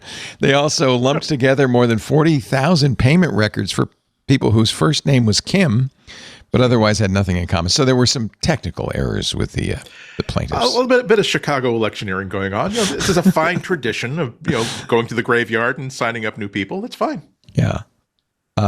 Apple says we're pleased with the decision, and that's all there is to say about it. Apple, you mentioned it earlier, a $4 trillion company, the third stock in history of the U.S. stock market to top $4 trillion in market value. This is due to a rally, which is, isn't it pretty common, Jason? Right before the earnings announcements, the stock goes up. In anticipation of earnings, yes, right. That's the phrase. The other phrase is you buy on the rumor, sell on the news. So often the stock goes up right before quarterly results and then goes down during quarterly results. So don't be shocked if you see that on Thursday. The market is a beast with its own brains. Right. Shares in Apple have rallied more than 56% since April. Yeah, Microsoft crossed that barrier. NVIDIA also crossed that barrier. So there's a lot of excitement about tech. So I wonder how much of that is genuine value versus how much of it is this is a good time to be buying Apple specifically and a tech stock like Apple's. Yeah, gold is going up too. So, gold's at a record high. Apple, Microsoft, and NVIDIA all over $4 trillion. Actually, NVIDIA is the highest of the bunch. They're getting close to $5 trillion. It's kind of amazing. Yeah. Yeah. What happens when everybody says, well, okay, we don't need any more GPUs? Don't ask. We're good. Thank don't you. Ask. They have seemed like they jumped from one thing, it was Bitcoin and then it was AI. I mean, NVIDIA they've been very smart. They started with gaming, then there was crypto. Right. They're kind of neutral on what you use their GPUs for as long as you just buy them. Well, they also invest pretty heavily. They're pretty aggressive about investing heavily in the people who buy the chips, and so it's a I saw it. Well, that somewhere. I mean, I don't know. A circular graph. I don't know if you guys of the money flowing. Yeah. I don't know if you read Matt Levine, who is a hilarious. Yes, I know this is him. weird, but hilarious financial columnist for Bloomberg. He is hilarious. His column makes me laugh every day. And he's talking about the driest subjects, but he's a very funny guy. And he did a piece that was basically OpenAI going to NVIDIA and saying, well, we need, many $1 billion in GPUs. And they're like, great, why don't you write us a check? And they're like, how about we don't? And instead, what we'll do is we'll announce that we're buying GPUs from you, which will send your stock up by the amount that we would have given you, and you've made the money. And they're like, I think you should pay us. And they're like, okay, what if we pay you half of that, but then we announce it and it goes up and we sort of share 50-50 on your stock going up? Because they did a transaction where basically they announced they were investing or something like that, and then the stock goes up and and it's like, well, I guess your GPUs are free now. And it is, when you boil it down like that, I mean, it makes sense logically, but also, as Matt Levine likes to point out, it also, viewed from another angle, does not make sense at all. It's like, what if we didn't pay you, but we got your stock price to go up? Would that work? And that is where we are right now. Is there's a lot of circularity. I mean, look, folks, even Sam Altman will tell you that there is a bubble and it is going to burst because that's what bubbles do. And it's just a question of when and who gets damaged by it. And I think NVIDIA is on one level. I mean, look, a bubble bursting will hurt NVIDIA, but I think NVIDIA is one of those companies that has plenty of cushion. And I think it is true that we haven't seen yet where people don't need GPUs for something, even if it's not necessarily what you thought it was 5 years ago. Yeah. Isn't that weird that like this thing that when not too long ago in our collective memory was, I want World of Warcraft to work better on my old PC, and now GPUs are simply the heart of everything. Like even when Apple announced the M5 processors like last week, their big highlight was look at how much we've improved our GPU performance. It wasn't specifically anything else. It wasn't even specifically their neural engines. It was look at how much better our GPUs are, and that will have an immediate effect upon the creative community. Well, maybe here's a hint, because today NVIDIA took $1 billion stake in Nokia. So there must be there's some market there for NVIDIA's GPUs and the 5G equipment Nokia makes. Right. What if we invest in you and you give us phones or chips for 5G? And guess what? Nokia's stock went up 26%. And I bet you, I mean, if they could, they'd probably just sell the stock back and they'd have made money. Yep.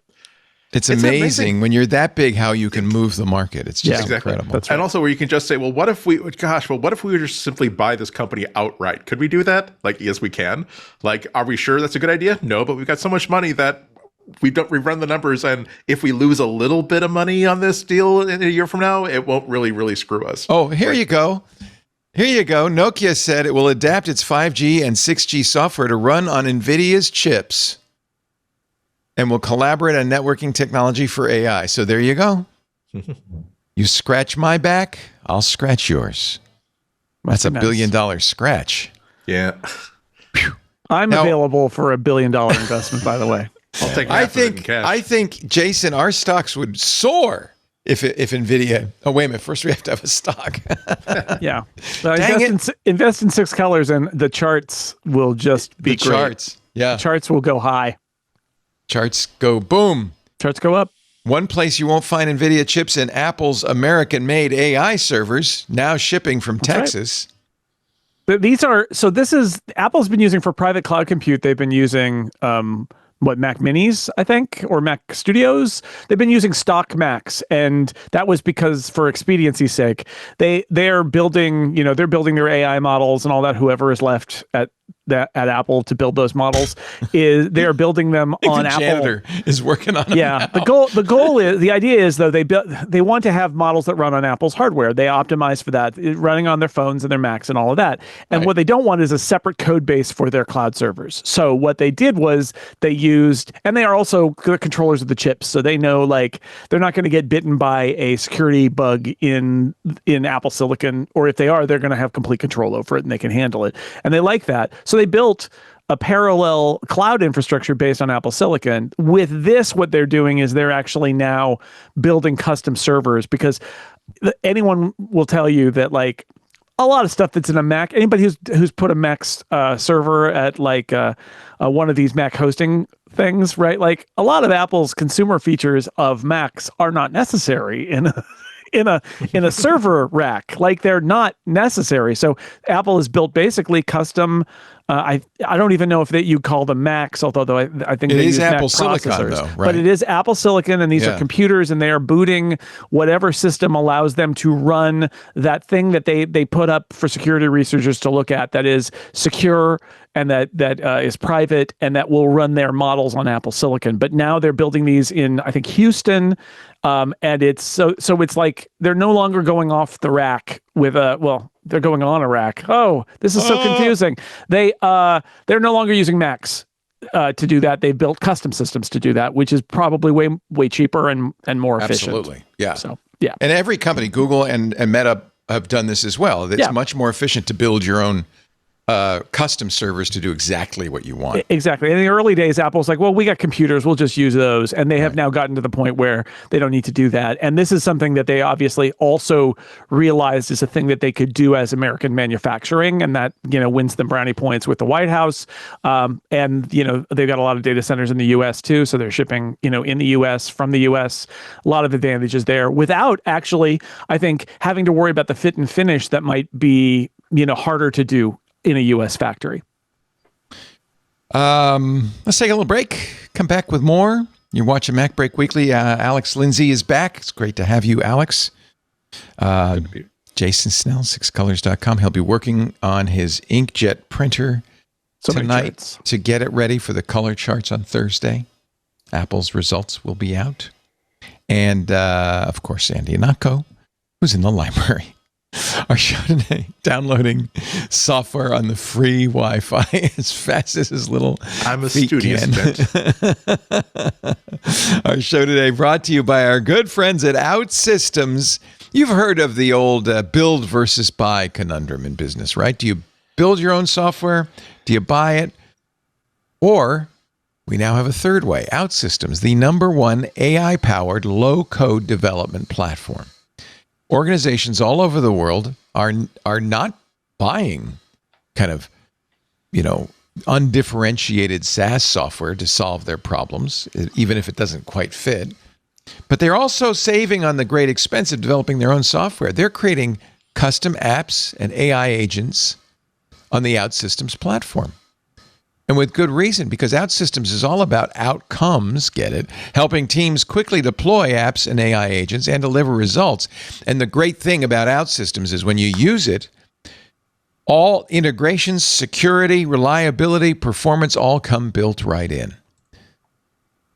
The success stories are endless. For example, they helped a top U.S. bank, you would know the name, deploy an app for customers to open new accounts. And it's great because it was cross-platform on any device.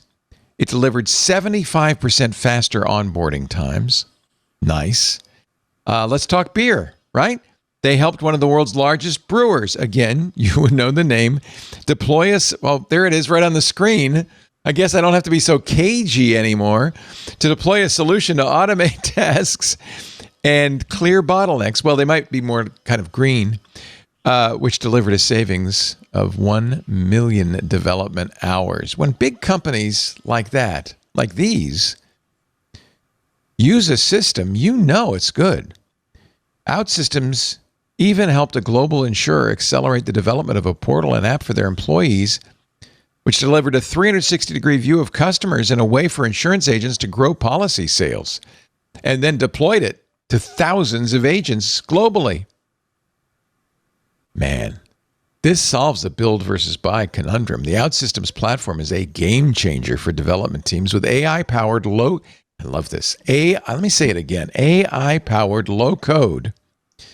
Teams can build custom, future-proof applications and AI agents with the speed of buying, but you get all these benefits: fully automated architecture, security, integrations, data flow, permissions are all built in. Because OutSystems has been doing this for years. They know what business needs. With OutSystems, it's so easy to create your own purpose-built apps and agents. There's really no need to consider ill-fitting off-the-shelf software solutions again. Why buy software off the rack when you can have it perfectly tailored to your needs? OutSystems, #1 AI-powered low-code development platform. Learn more at outsystems.com/twit. That's outsystems.com/twit. This is the solution you've been looking for.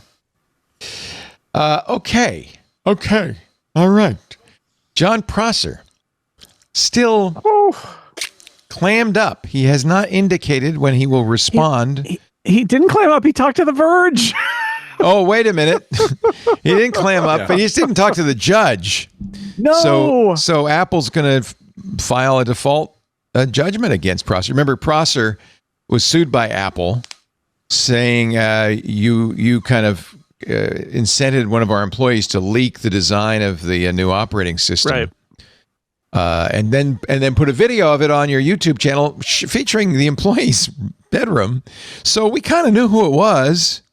Employee was fired, but Yep. Prosser has been sued. Somebody recognized the bedroom. I love that. Like, oh, that's I've been there. That's Ray's house. That's, Oh no. that's sitcom level stuff. So this is so what Prosser said to The Verge is, all I can tell you is that regardless of what is being reported and regardless of what the court documents say, I have in fact been in active communications with Apple since the beginning stages So of he's this been case. negotiating. The notion that I'm ignoring the case is incorrect. That's all I'm able to say. Now the problem with that is there is a court case going on, and he's supposed to say things to the court, or the court could just rule against him in a summary judgment because he hasn't responded. And I'm just going to say, we a lot of water under the bridge with me and Jon Prosser. I'm not his biggest fan, but at the same time, I'm a little worried about him.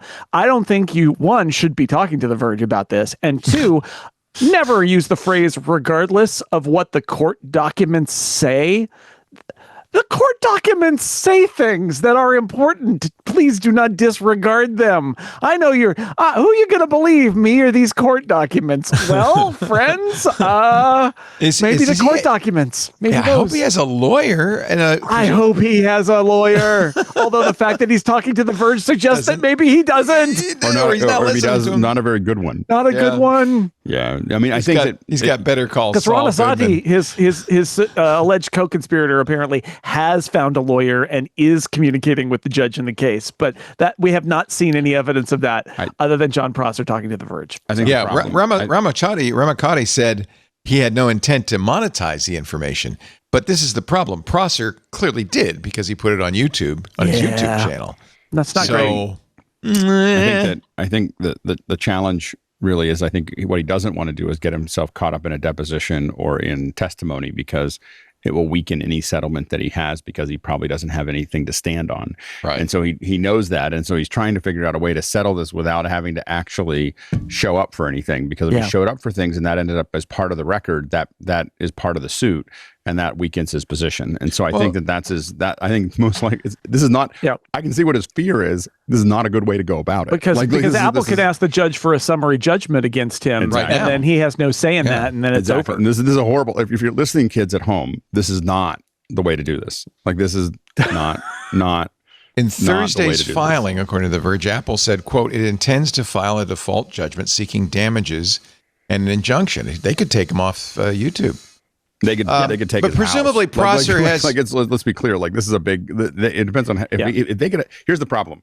If they get a summary judgment, if it's all bets are off. It's done. This is. And one of the things they're asking, you don't want to go down this path. One of the things they're asking is that he never ever report about anything unreleased by Apple ever again, which would kind of. I mean, it's not the only thing that he does on front page tech, but it's the reason he made his name. Right.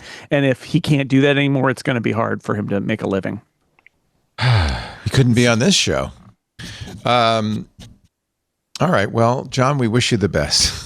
Get a lawyer. I think what seems to me is that he is in negotiations with Apple, and he believes that they will have a settlement before I think that is the judgment. I think that's the most reasonable read on this, is that he's not engaging with the court because he had hoped to settle with Apple. But the problem is, at some point, you got to engage with the court. And the problem is that the longer this goes on and the more weird it gets with the court, the more it falls into Apple's, their leverage keeps getting better. And you don't make a settlement if you are, on the other hand, also not being involved in the court case. Like, part of your leverage for a settlement is, I will fight you if we cannot come to a settlement, not I have rolled over in court. And the problem is he doesn't have anything to fight with. And that's why he's just like, I don't want to go down that path. It's not good. And the answer was really to settle almost immediately. like to just like, hey, sorry, I won't do whatever that is again, was probably the right path there. Step one, get a lawyer. Yeah. Talk to the lawyer, figure out what the lawyer will tell you the best way out and whether you can actually win or not. And once the lawyer says, we don't think we can win, if you have a good lawyer, then you find a way out quickly before it gets it takes years to get to the court case. Like, this isn't like this happened 2 months ago. This happened years ago or I don't know how long ago, but not like a month ago. No, it was like the spring. Yeah. The spring. So, I mean, the thing is that there was time to make this all work. Why did Apple make a new framework to let iPhone users migrate app data to Android? Was a law or a regulation involved? Yes. Yeah, Ding, ding, ding. This is to make a court happy somewhere, probably in the EU. Yeah, and it's not a brand new thing. I think that they added stuff to what they had already built for a migration assistant a few years ago, but this is now like an official framework. So there's like a lot more future. On the one hand, they could have said, well, let's just make this as sturdy as possible. Another one could have been, if we make this into a framework, it will be easier for us to either A, adjust it to respond to upcoming future as yet unknown regulations, or B, let's fine tune this for each place in which there are laws about this, so that we can switch things on and off. Yeah. But I'm glad it exists. I think that this is an area in which regulation is almost required. If you're going to make it obscenely difficult to switch from Android to iPhone or iPhone to Android or anywhere else, it's like, let's just make sure you're kind of like in check here. Does Google do the same thing? They have a migration assistant. I don't think they have something as big as a platform. They do, but they also don't make it quite as easy to switch from one to another. So yeah, it's just good for consumers to not be locked in. Exactly. I mean, and Apple has sufficient kind of incentive, lock-in incentive with their ecosystem. I don't think they need to, make it hard to do. People are going to stay in the iPhone ecosystem because of the ecosystem.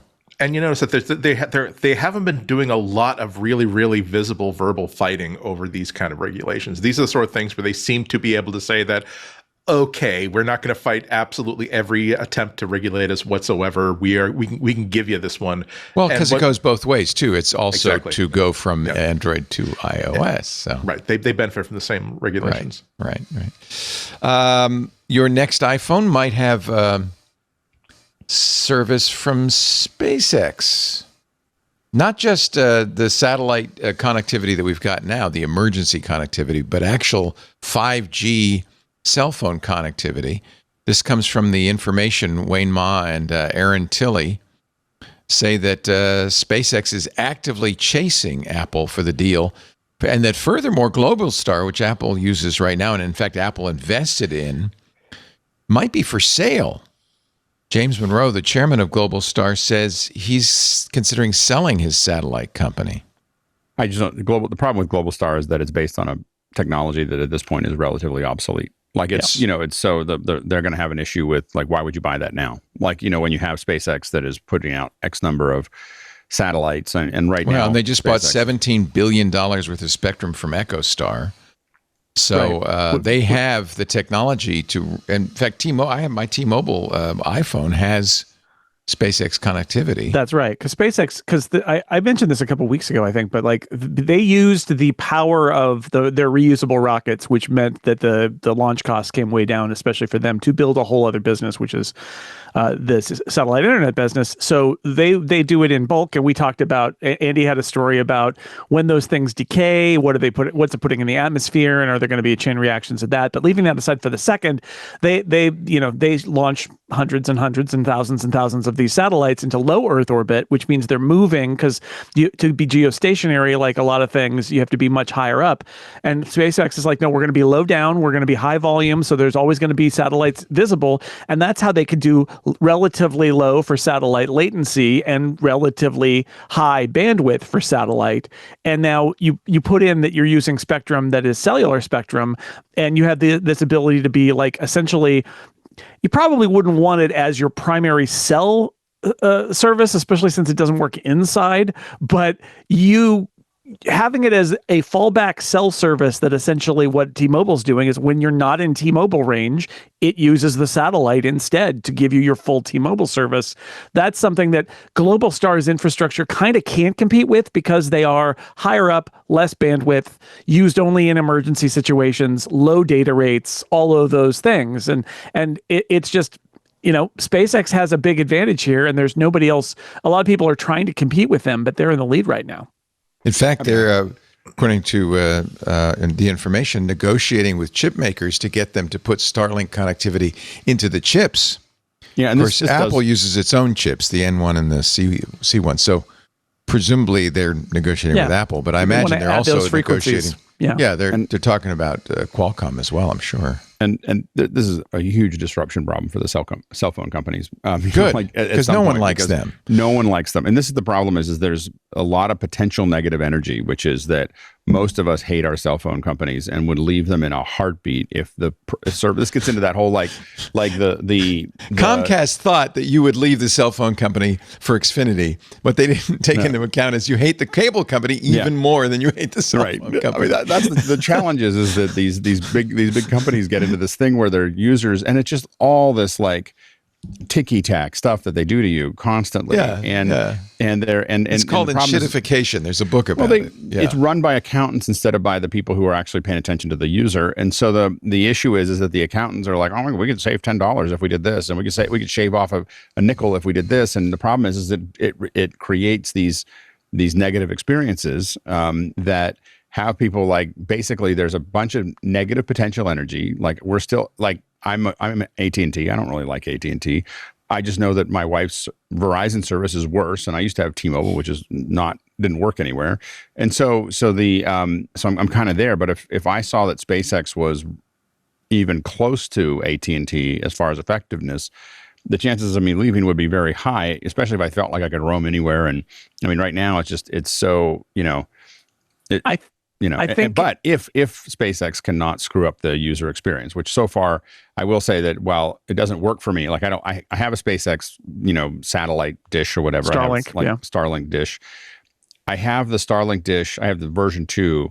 It didn't work for me for what I needed it for, so I have it turned off right now just because. But the service is excellent compared to AT&T. Yeah, I think the challenge is that volume. I don't think SpaceX is even believes at this point that cellular service is a business that they're going to be able to handle on their own in volume. Like we don't need towers anymore. We just have satellites. I think the way they're viewing it, is working with these cellular carrier partners, because then you use the existing cellular infrastructure for when you can see a tower.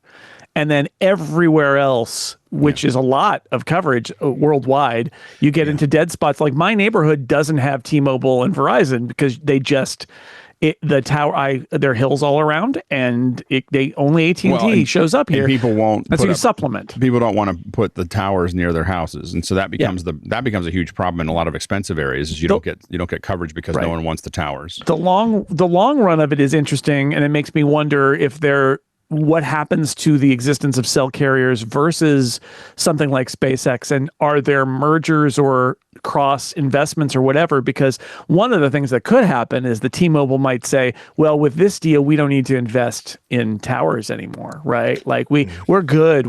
We've got enough coverage, and we're not going to go to some far off place. And I have a lot of people I know who live in rural communities that have, the good news about Starlink is that they don't get served by broadband or good cellular service, right? I mean, like my hometown a few years ago, everybody I knew there was like, yeah, we're still on LTE if we're lucky. And that is just the truth of it. So that could be a big deal. My parents are still on 5 megs up and down. And I have a friend that owns an ISP and just said, I can't afford to connect that house, and so there's and that's not an insignificant number of people in the United States. But that is kind of a problem that's being illustrated, though. However, that Starlink, for instance, is great because you can give an underserved community or an individual service like within the week just by mailing them a package. However, what the real goal should be is to let's create infrastructure that we can continue to build on and scale up over the next over the future. And I get very, very worried when we start to consider a future in which low Earth orbit satellite communications belongs to Starlink, it belongs to SpaceX, it belongs to Elon Musk, because that means that we're all relying on one company and the whims of one CEO who is interesting to say the least. Well, what happens when they say that, oh well, actually I'm having problems negotiating with this country, so guess what, you don't get access to the internet. Don't worry, Andy, there'll be competition. Jeff Bezos will also have a network of satellites up there. This is really, by the way, it's true. This is really a much larger issue, which I think one of these days we're going to have to talk about on all of the shows, which is it's all becoming a bottleneck. Corey had a really good piece. Corey Doctor wrote a really good piece on the kill switch that big tech has now on all of us. Yes. And we reported this a couple of months ago, but President Trump has lifted the restriction on using Pegasus in the United States. So ICE and DHS and the feds have now access to this zero-click technology for hacking iPhones, which they will be using on American citizens. They say it. So, and we have, as Corey said, a company, Apple, that is willing to bend the knee. They just donated money for this stupid ballroom. We are in a world of hurt here. If you were worried about privacy, I used to poo-poo it because, well, so who cares if an advertiser knows about me? But it is a different thing if a militarized federal government has information about you and decides they don't like you. Think about the scenario where the world's two richest men will be able to launch mega satellite constellations, which not only, and you're like, well, yeah, but you don't have to use that. But what if the existence of them becomes so ubiquitous and so cheap because space is a better place to be, that all the carriers basically either fold or merge or have to merge with them, and you're left with a scenario where the world's two richest men control all global communications. It's not great.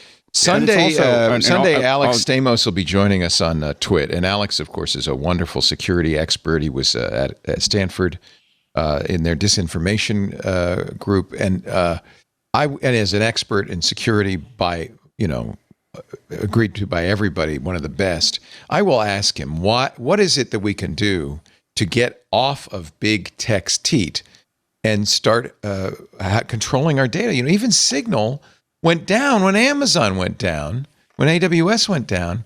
And Meredith Whitaker at Signal says, well, you can't run a global messaging system if you're not on one of the big three.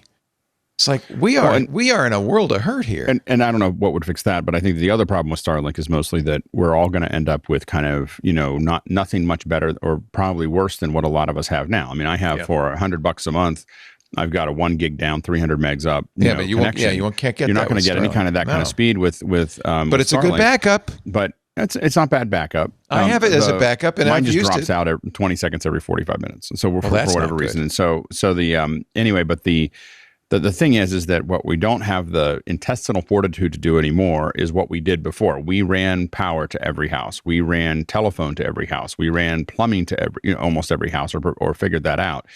And the thing is that what we should be doing here is running fiber to every house, where we have, it's 1 gig now, it's 10 gigs tomorrow, it's 40 gigs the next day, it's 100, whatever we need, we could be scaling up. But we would have to, the problem is the existence of Starlink makes that almost impossible, because good enough is going to trump having something that actually is scalable as an infrastructure. And that was the policy of the FCC before this administration, and then as soon as the new administration basically, no, we don't have to run fiber optic to all communities.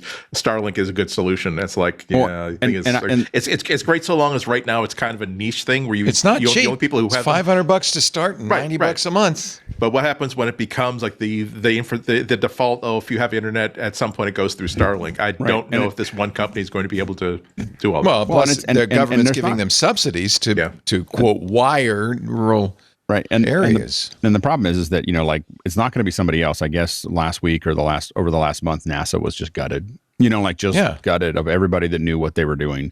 And so the thing is it's that under the auspices of the Commerce Department. But there's no space program outside of the commercial space programs at this point. Like as of probably by the end of the year, everybody who could have put something in space won't be. Look at the consolidation of media.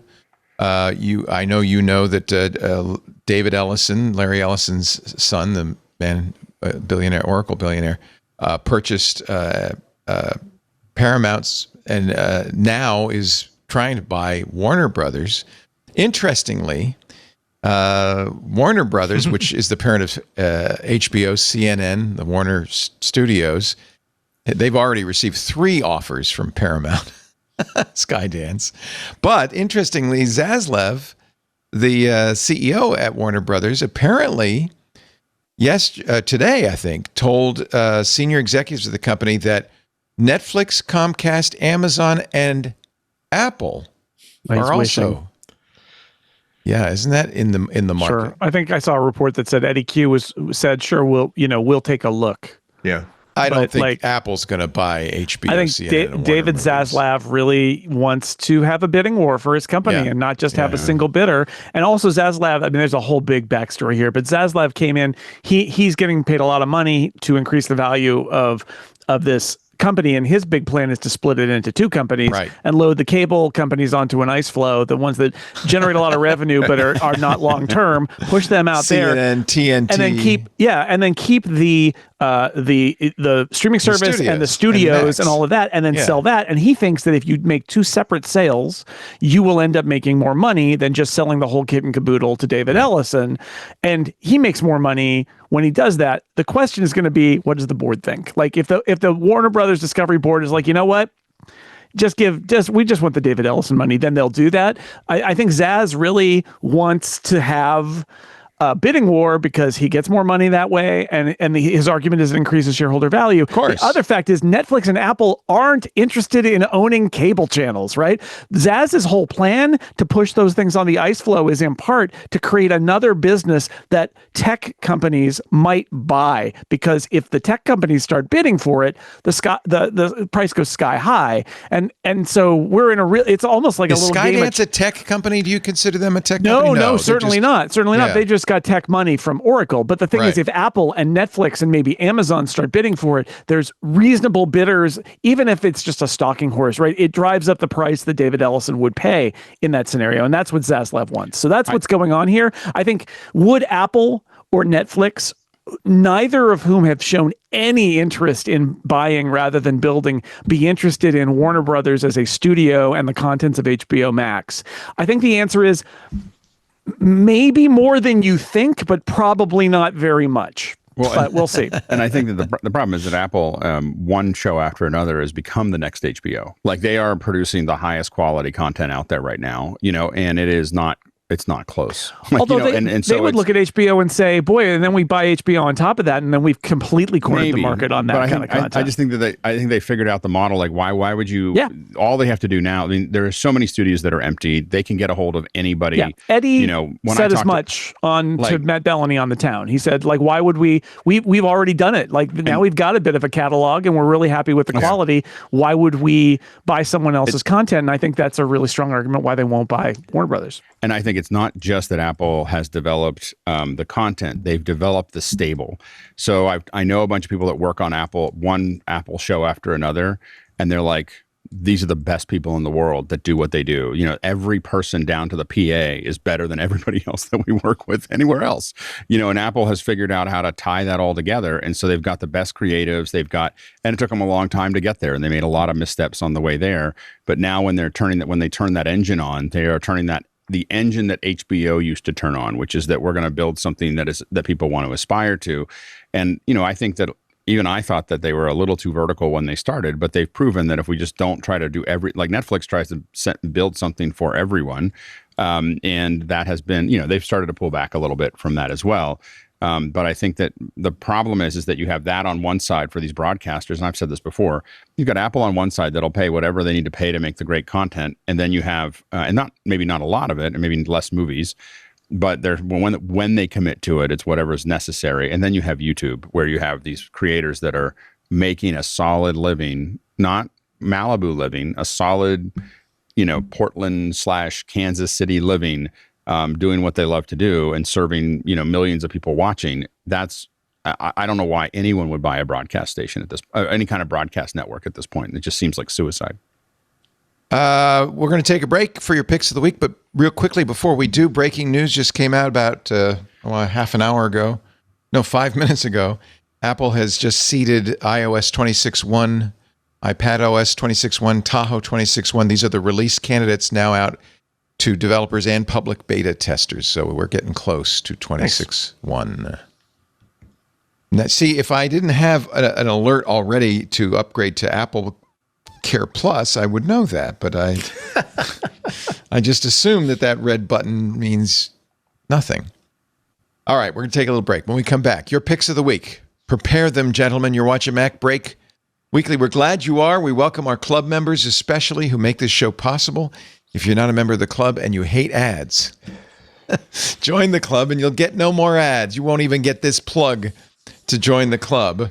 You'll get access to the Club Twit Discord, which is a wonderful place to hang out. In fact, that's where I learned this, breaking story from Loop Hiker. Thank you that 26.1 was out now. If you are not yet in the club, twit.tv/clubtwit, please. There's the Discord. Lots of stuff going on. Oh, man, did we have a good time on Friday. We did our D&D, Micah Sargent, Paris Martineau, Paul Thurrott, Jonathan Bennett from the Untitled Linux Show. We had so much fun. And Paul Thurrott from Windows Weekly, as we adventured together. We're gonna part 2 of that adventure is coming soon. We're working on a date for that.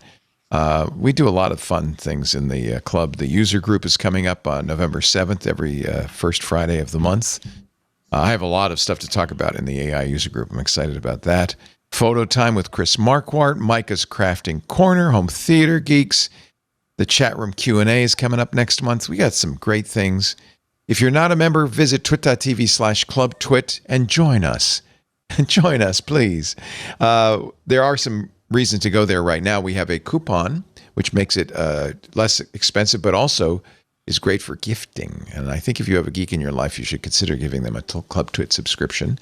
We also have a two-week free trial. We have family plans. We have group plans for companies. Twit.tv/clubtwit.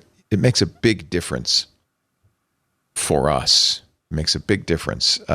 It's about 25% of our operating costs. It keeps us on the air. It keeps us able to do all this extra stuff. So please join the club. We'd love to have you. Our show today brought to you by, literally, CashFly, our CDN, our content delivery network. For over 20 years, CashFly has held a track record for high-performing, ultra-reliable content delivery, serving over 5,000 companies in over 80 countries. In fact, I know because we're one of them. CashFly came to our rescue very early on, more than 15 years ago. We were struggling because I just thought, you put a podcast on your website, everybody downloads it, you're done. No. In fact, we're now doing more than 2 petabytes a month. 2 petabytes a month of downloads on CashFly. And I love you, CashFly, the lag-free video loading, the hyper-fast downloads, the friction-free site interactions. It's not just us. Companies like Adobe and Microsoft, LG, the NFL, and many more rely on CashFly. CashFly has smart solutions for every need. We've been using for a long time their storage optimization system. We store the shows on CashFly servers.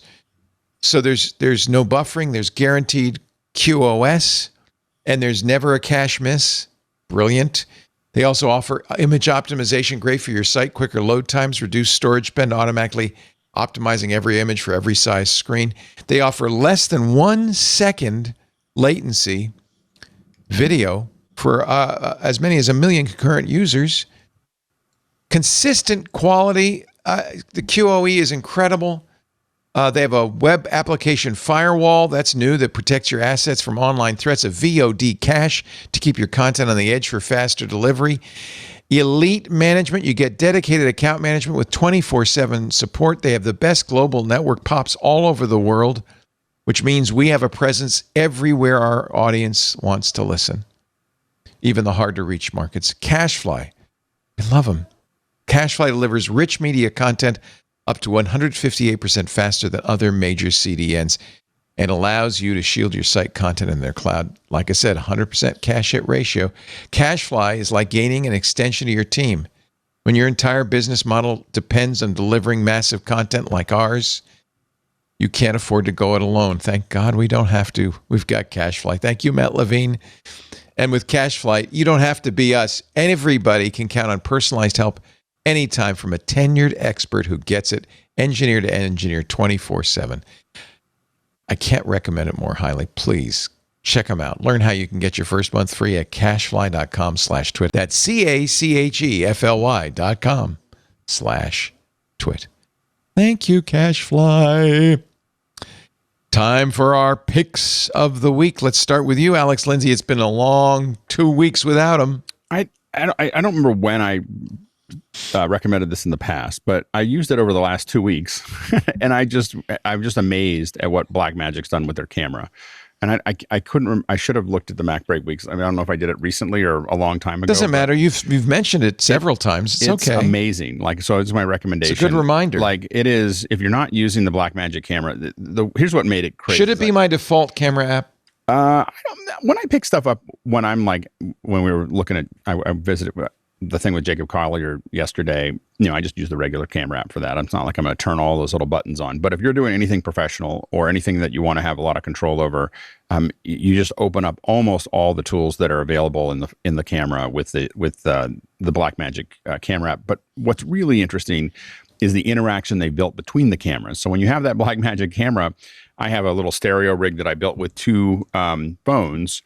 I can control both of those phones. One can control the other one, or I can have a third phone control those phones. They sync up, don't they? You can set them up as if they just have Wi-Fi on. If they're on the same Wi-Fi network, you can have them follow all the settings. So you have two phones, and when you change the ISO or you change the focus or it changes on both phones at the same time. When you hit record, it records to them. So if you have one that's a controller and one that's a remote, you can do all of those things. And there's a lot of buttons, though. You're right. I'm not sure I'd want that to be my default camera. I don't know if I would do it as my default, but what I will say is that every time I go, okay, now I'm ready to do something serious, I'm going to actually use this footage for something. It really is an amazing application. They keep on making it, better. I don't know how I think that there is I just want to capture something. Then there's I want to capture something and I want a little bit more control. And I think Kino is probably a great app that's kind of halfway between your basic one. And then I think there's the Blackmagic camera. And I just think that it's amazing what they've already added to it. And it ties into the Blackmagic cloud. And it's stills as well as video, right? It's not just video. I've never used it for stills. I'm sure it can. I'm sure. Like I use it for video camera. Okay. It's my video camera. And but the other thing is that not only will it control, like I was controlling the immersive camera with the iPhone camera. So when you set it up as a controller and you say, I want to remote control something, you get this list of all the other cameras that are on the Wi-Fi network, and you just go, oh, I'll take the immersive one on, and I'll run that. And I had it in a place on the stage that was not somewhere I could get to. So I had to be able to jump on there and make it work. I was kind of... Lately... Major League Baseball did their iPhone stuff as they were running Blackmagic camera, and then they had the Blackmagic app to do it remotely. I was talking to somebody at that Apple event last week who said that a side effect of Blackmagic camera is that you end up with these people using the Blackmagic camera app on their iPhone as like kids, and then they step behind a Blackmagic expensive camera for the first time, and they know how to use it because it's the same interface. Yeah. Use it in the classroom. It's genius. I will put a plug in for Project Indigo, which now finally works on iOS 17. So this is the Adobe experiment. iPhone 17, right? What did I say? iOS. Oh, that wasn't the iOS wasn't the problem. It was the iPhone. You're right. It was actually the phone hardware wasn't supported. Yeah. So now you can. So I go back and forth between having my camera button open Project Indigo or Halide or the default app. I just can't decide. But I think Project Indigo, especially now that it doesn't overheat as badly, is probably going to be my default choice. I think they do a pretty good job. Really interesting. It's nice. Yeah. It's like good choices. It's like the old days of actual film photography, where you would choose which film stock, which do you want to use Fujifilm for this? Do you want to use Kodak film with this? Because they both have different ways of turning light into pictures. Well, and remember in the early days of the iPhone camera, Camera Plus, everybody was using Camera Plus. Remember?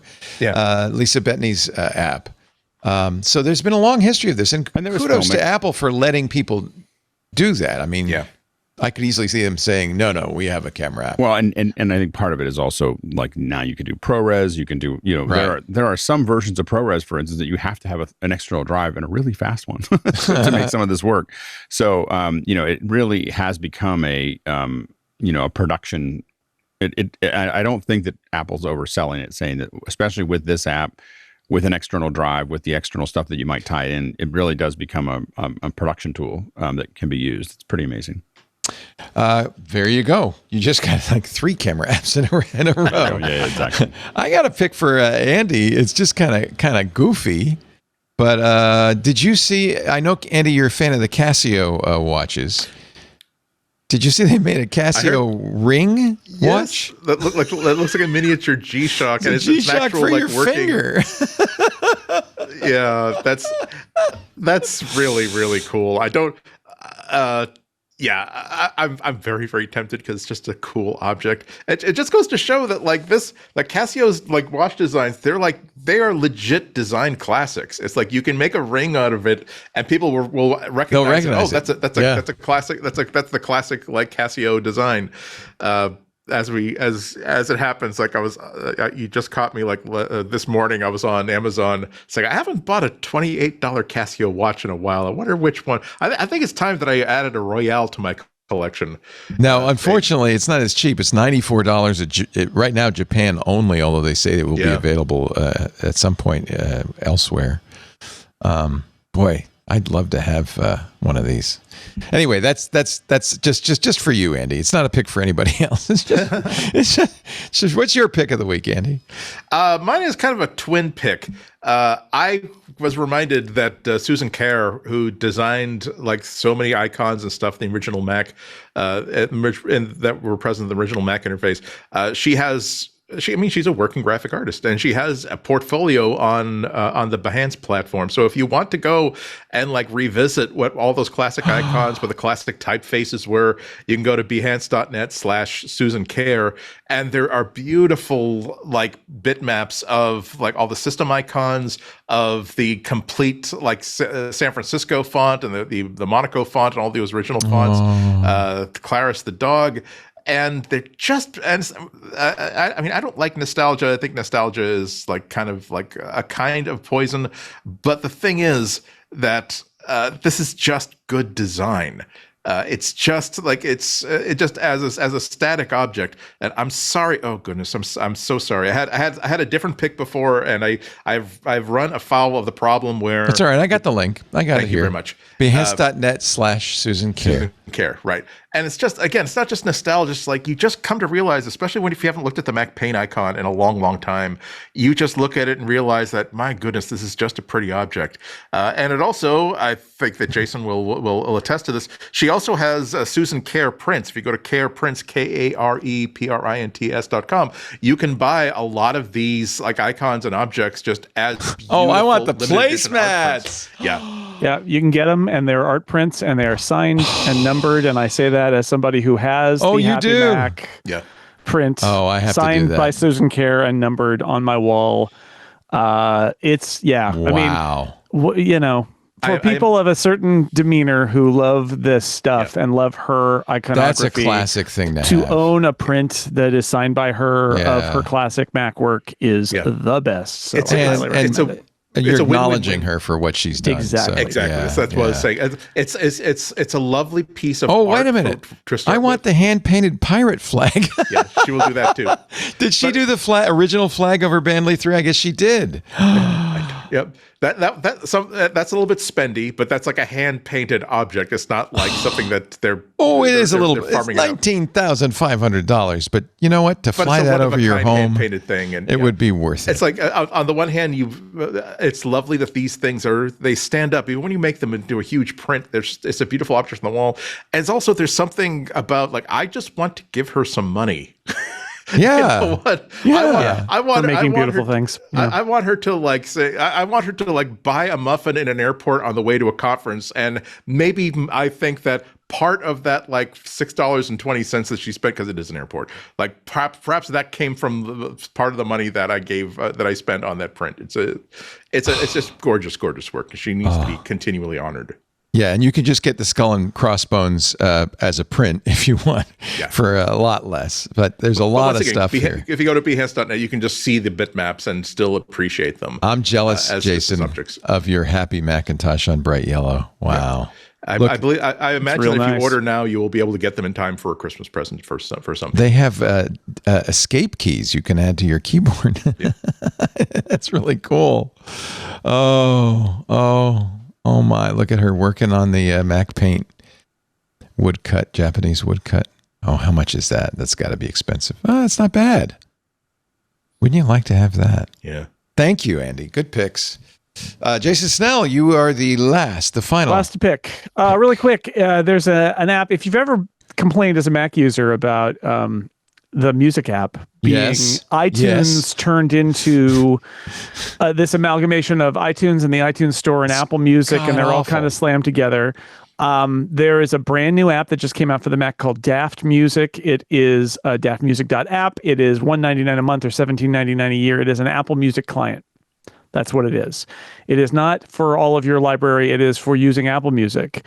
And so if you wanted to see what would be an app just designed for Apple Music to use Apple Music, that's what that app is. I think it's really interesting. I think it in using it, it reminded me both of what Apple does right with music and what it does wrong with music. And because the thing about the music app is, I know it frustrates all of us, but it does everything because it's had years to answer every user request and all of that.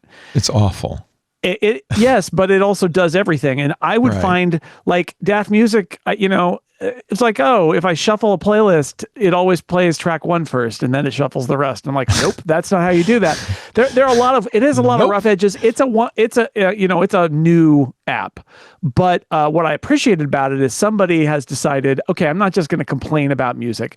I am going to make an Apple Music client the way that Apple should have, probably instead of turning iTunes into music. It should have kept iTunes and then made music. That's what Daft Music is. So, it's a subscription app. Give it a try. Give it a trial if you want. But if you're a Mac user who's frustrated by the music app, I think there are a few of these apps coming out that are kind of like alternate music clients, and I like the idea, but it also did remind me that it is a simplified experience, because the one thing that I'll say about music is that it has thousands of features built up over 20 plus years, 25 years. And sometimes if there's a feature you rely on and then you get the new app and you're like, oh, why doesn't it do this? The answer is because it's not the music app, it's its own thing. But it's an interesting idea that I think that if you're somebody who's an Apple Music user frustrated with the music app, I think it's worth trying to see if it sticks for you. And I am able to import, which I like. I'm able to import all my artists and albums and songs. So I'm doing that right now. Yeah,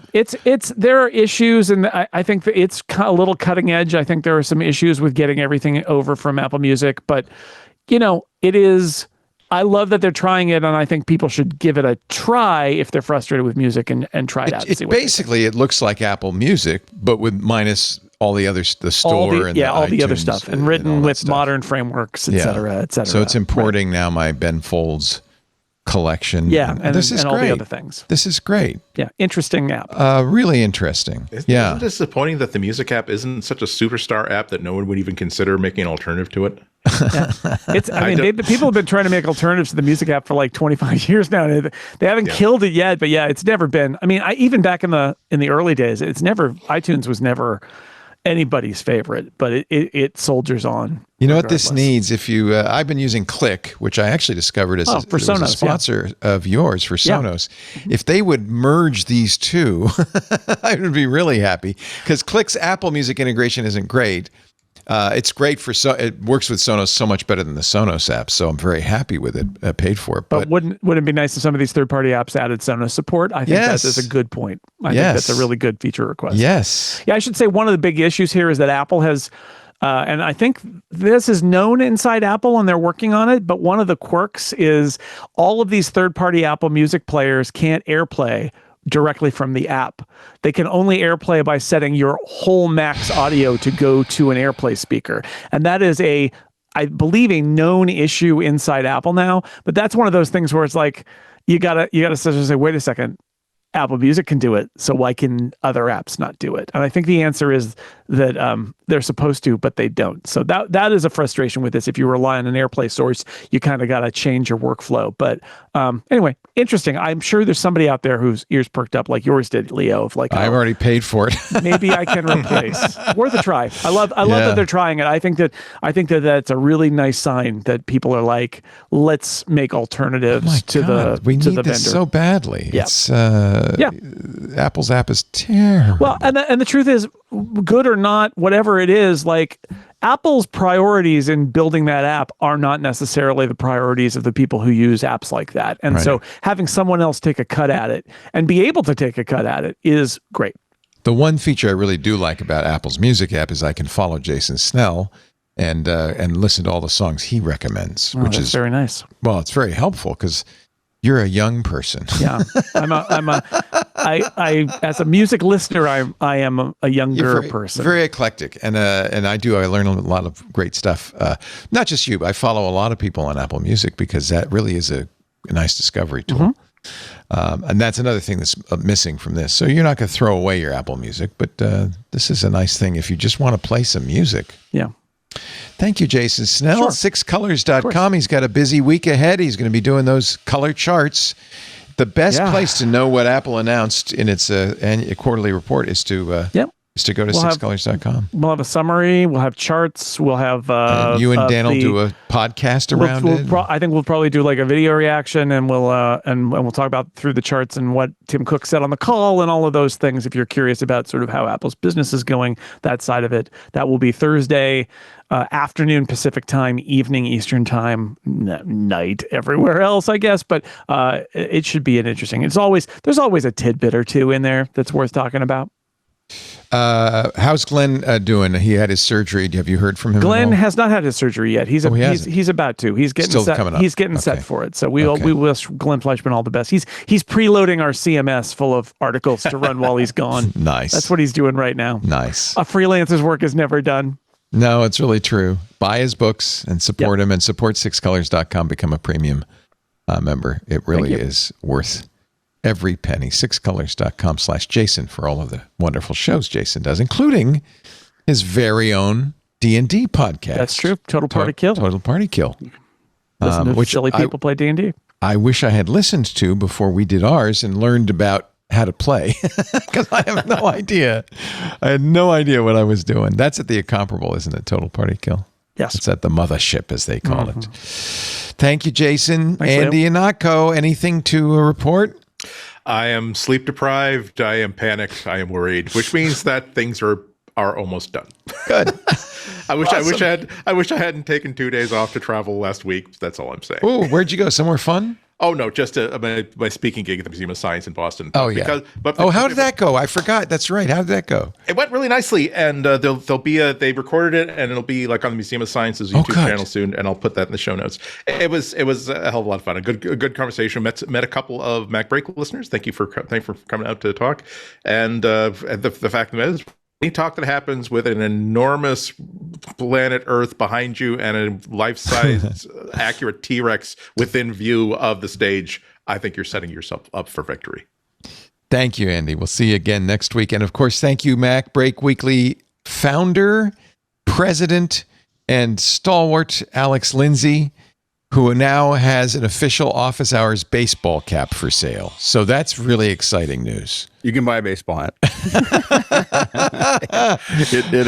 It pays for the servers. This is the first time you've monetized in any form or fashion. We sold a T-shirt. We sold a bunch. Oh, of you T-shirts. did? Okay. And we may sell them again, and then, but like about once a month, we think we're going to. That's actually a pretty nice design. It doesn't say Office Hours. It just shows. It says it on the back.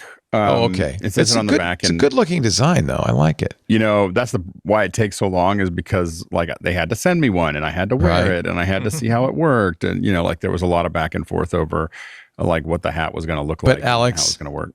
Google Pay, really? I don't know. I don't know how that. I have to admit, I thought it was something else. Maybe somebody else is doing the back end. It'd be nice to have Apple Pay. It would be, but I have Google Pay. I'm buying one right now.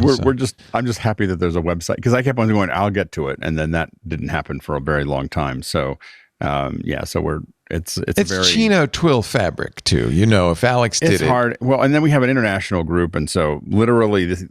Just that you can imagine, a whole bunch of hats are going to show up at my house, and we're going to have a pizza party and pack them all and send them out, because we couldn't find an affordable way to send them to. Oh, other you're going people. to do the fulfillment? Here's the problem: is you can't. It's hundreds. It's not thousands. I've done thousands. Well, it might be thousands now. I got to. Yeah, I know you. exactly. Yeah.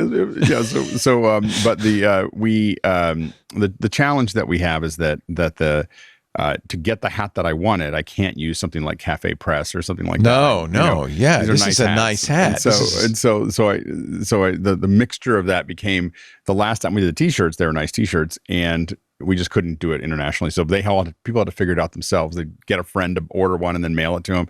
So I was like, okay, we'll just do it this way.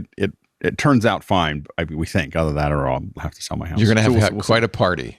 It won't be that. I mean, when we first did, when This we is were what first on kids Tech are TV, for. Put the kids to work. Exactly. My $20 an hour, my son will do it all. And so when I was first on Tech TV, we would do these, I would do these little Photoshop tips, and I'd say, I didn't have enough time to do the whole thing, but if you want to see a step by step, you can download the PDF and blah blah blah. We generated 1,000 emails a week, with that little mention, and so when we went to sell the CDs, I figured, well, I'll sell a couple hundred of these CDs, and we sold 2,000 in the first week, and we had one little we did go out and buy a 10 CD printer as opposed to the one printer that we thought would work, but there was a lot of printing going, a lot of CD printing going on to survive that. OfficeHours.global, they have a baseball cap, and they also have some really good shows. Answer some questions now and again, every once in a while. Every morning, every freaking morning. Thank you, Alex. And of course, if you want to hire Alex, obviously the best in the biz, because the best hires him, 090.media. I hate saying that because it just means more time away from the show. But I do a handful of jobs for a handful, but mostly what I work on is just movies to concerts to theaters, and so that's kind of my your métier now. Your specialty. If you watch my Instagram account or you watch some of the other stuff, I'll post more stuff about it now. They let me. They said I could post the stuff. I haven't gotten around to it yet. So you should, because it promotes the fact that they're doing it, and exactly, and people can see also these the fact shows. that they're hiring the best people to do it. That's it is. There will be quality production. I will say that it's incredible to the lighting designer is the guy that works with the Rolling Stones and Elton John, and so it's like you're like, this is really good lighting. It turns out he's got experience, and the sound folks are the do the Oscars, and at every place that you see someone working on it, they're the best in the world. So I'm pretty excited about the fact that they're using Rock Liliths by itself says something, right? That's going all the way. Yeah. Did you use, which studio did you use? 1, 2, 3, 4, or 5? It's actually Aurora Films, which is technically, I shouldn't say which pod, but it's another pod on the space. So it's this is a big campus. This is huge. It's a hilarious campus. We have a shot of a farm, like an Amish farm that's within sight, and you have a little drone shot that comes up, and suddenly you see this huge facility. Wow. And it's pretty massive. It is and it's the coolest bar. They have a rock climbing wall?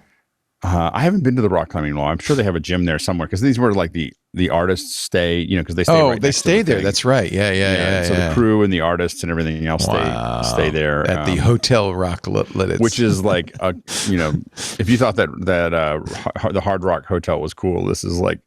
Is there anything else in that area, or you would have to be going to Rock Liliths? Well, I'll be honest. It was so busy. I ended up staying in Lancaster while I was there, so I know a lot downtown Lancaster. I was staying at the Holiday Inn.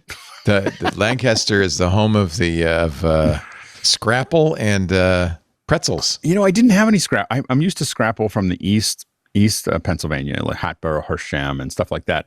Which I love Scrapple. Anyway, so and so I don't ask kids. Trust me, you don't want to know. You don't want to know what's in it. Just that you don't ask that question. You just enjoy it. You want it thinly sliced and fried very heavily, and it just at about a 1/4 inch thick under a deep fry. That does not sound appealing, but I'll you grew up with it, and so you don't know any better. I mean, I feel like it's the legal version of haggis. Yes, that's a good description. Yeah, pretty much tells you everything you need to know. And knowing crispy. Scrapple, It's crispy haggis. When I went to Scotland, the law hasn't caught up to it yet. Exactly. When I went to Scotland, it was just haggis, and I had haggis for breakfast. I had haggis for lunch. The meat packer dream. Yeah. Thank you, Alex. Thanks. You, Andy. Thank you, Jason. Thanks to all of you for joining us. We do MacBreak Weekly on Tuesdays, 11 a.m. to Pacific, 2 p.m. Eastern, 1800 UTC. Are we going to, this might be the last one at 1800 UTC, because I think we're setting the clocks. I think we fall back this weekend. Yeah. So, we do this weekend. So next Tuesday, it will be at 1900 UTC, if my math is correct, which is probably not. I think so. Is that right? Spring forward, fall back, which means we lose an hour, we gain an hour,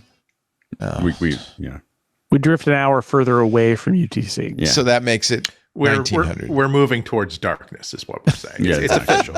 It's official. The Dark Lord moving will towards once The again Dark take another Lord step is forward until we push him back. swallowing the sun as he does every. I just want to point out right before every election, they keep on telling us they're going to get rid of this stupid idea.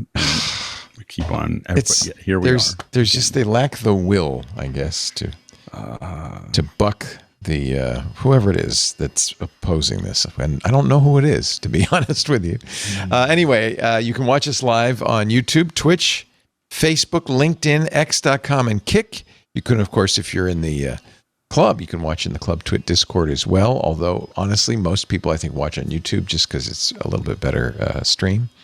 After the fact, on-demand versions of the show available at our website, twit.tv/mbw for MacBreak Weekly. There's a YouTube channel dedicated to MacBreak Weekly. That's for the video. Well, you can get the audio and video from the website, or subscribe audio or video in your favorite podcast client. Leave us a good review, though, would you? It's free, but if you leave us a nice review, we'd all be very happy. Thank you for watching. We'll see you next time. It is unfortunately my sad and solemn duty to tell you now, though, break time's over, so get back to work. Thanks for joining us. We'll see you next time.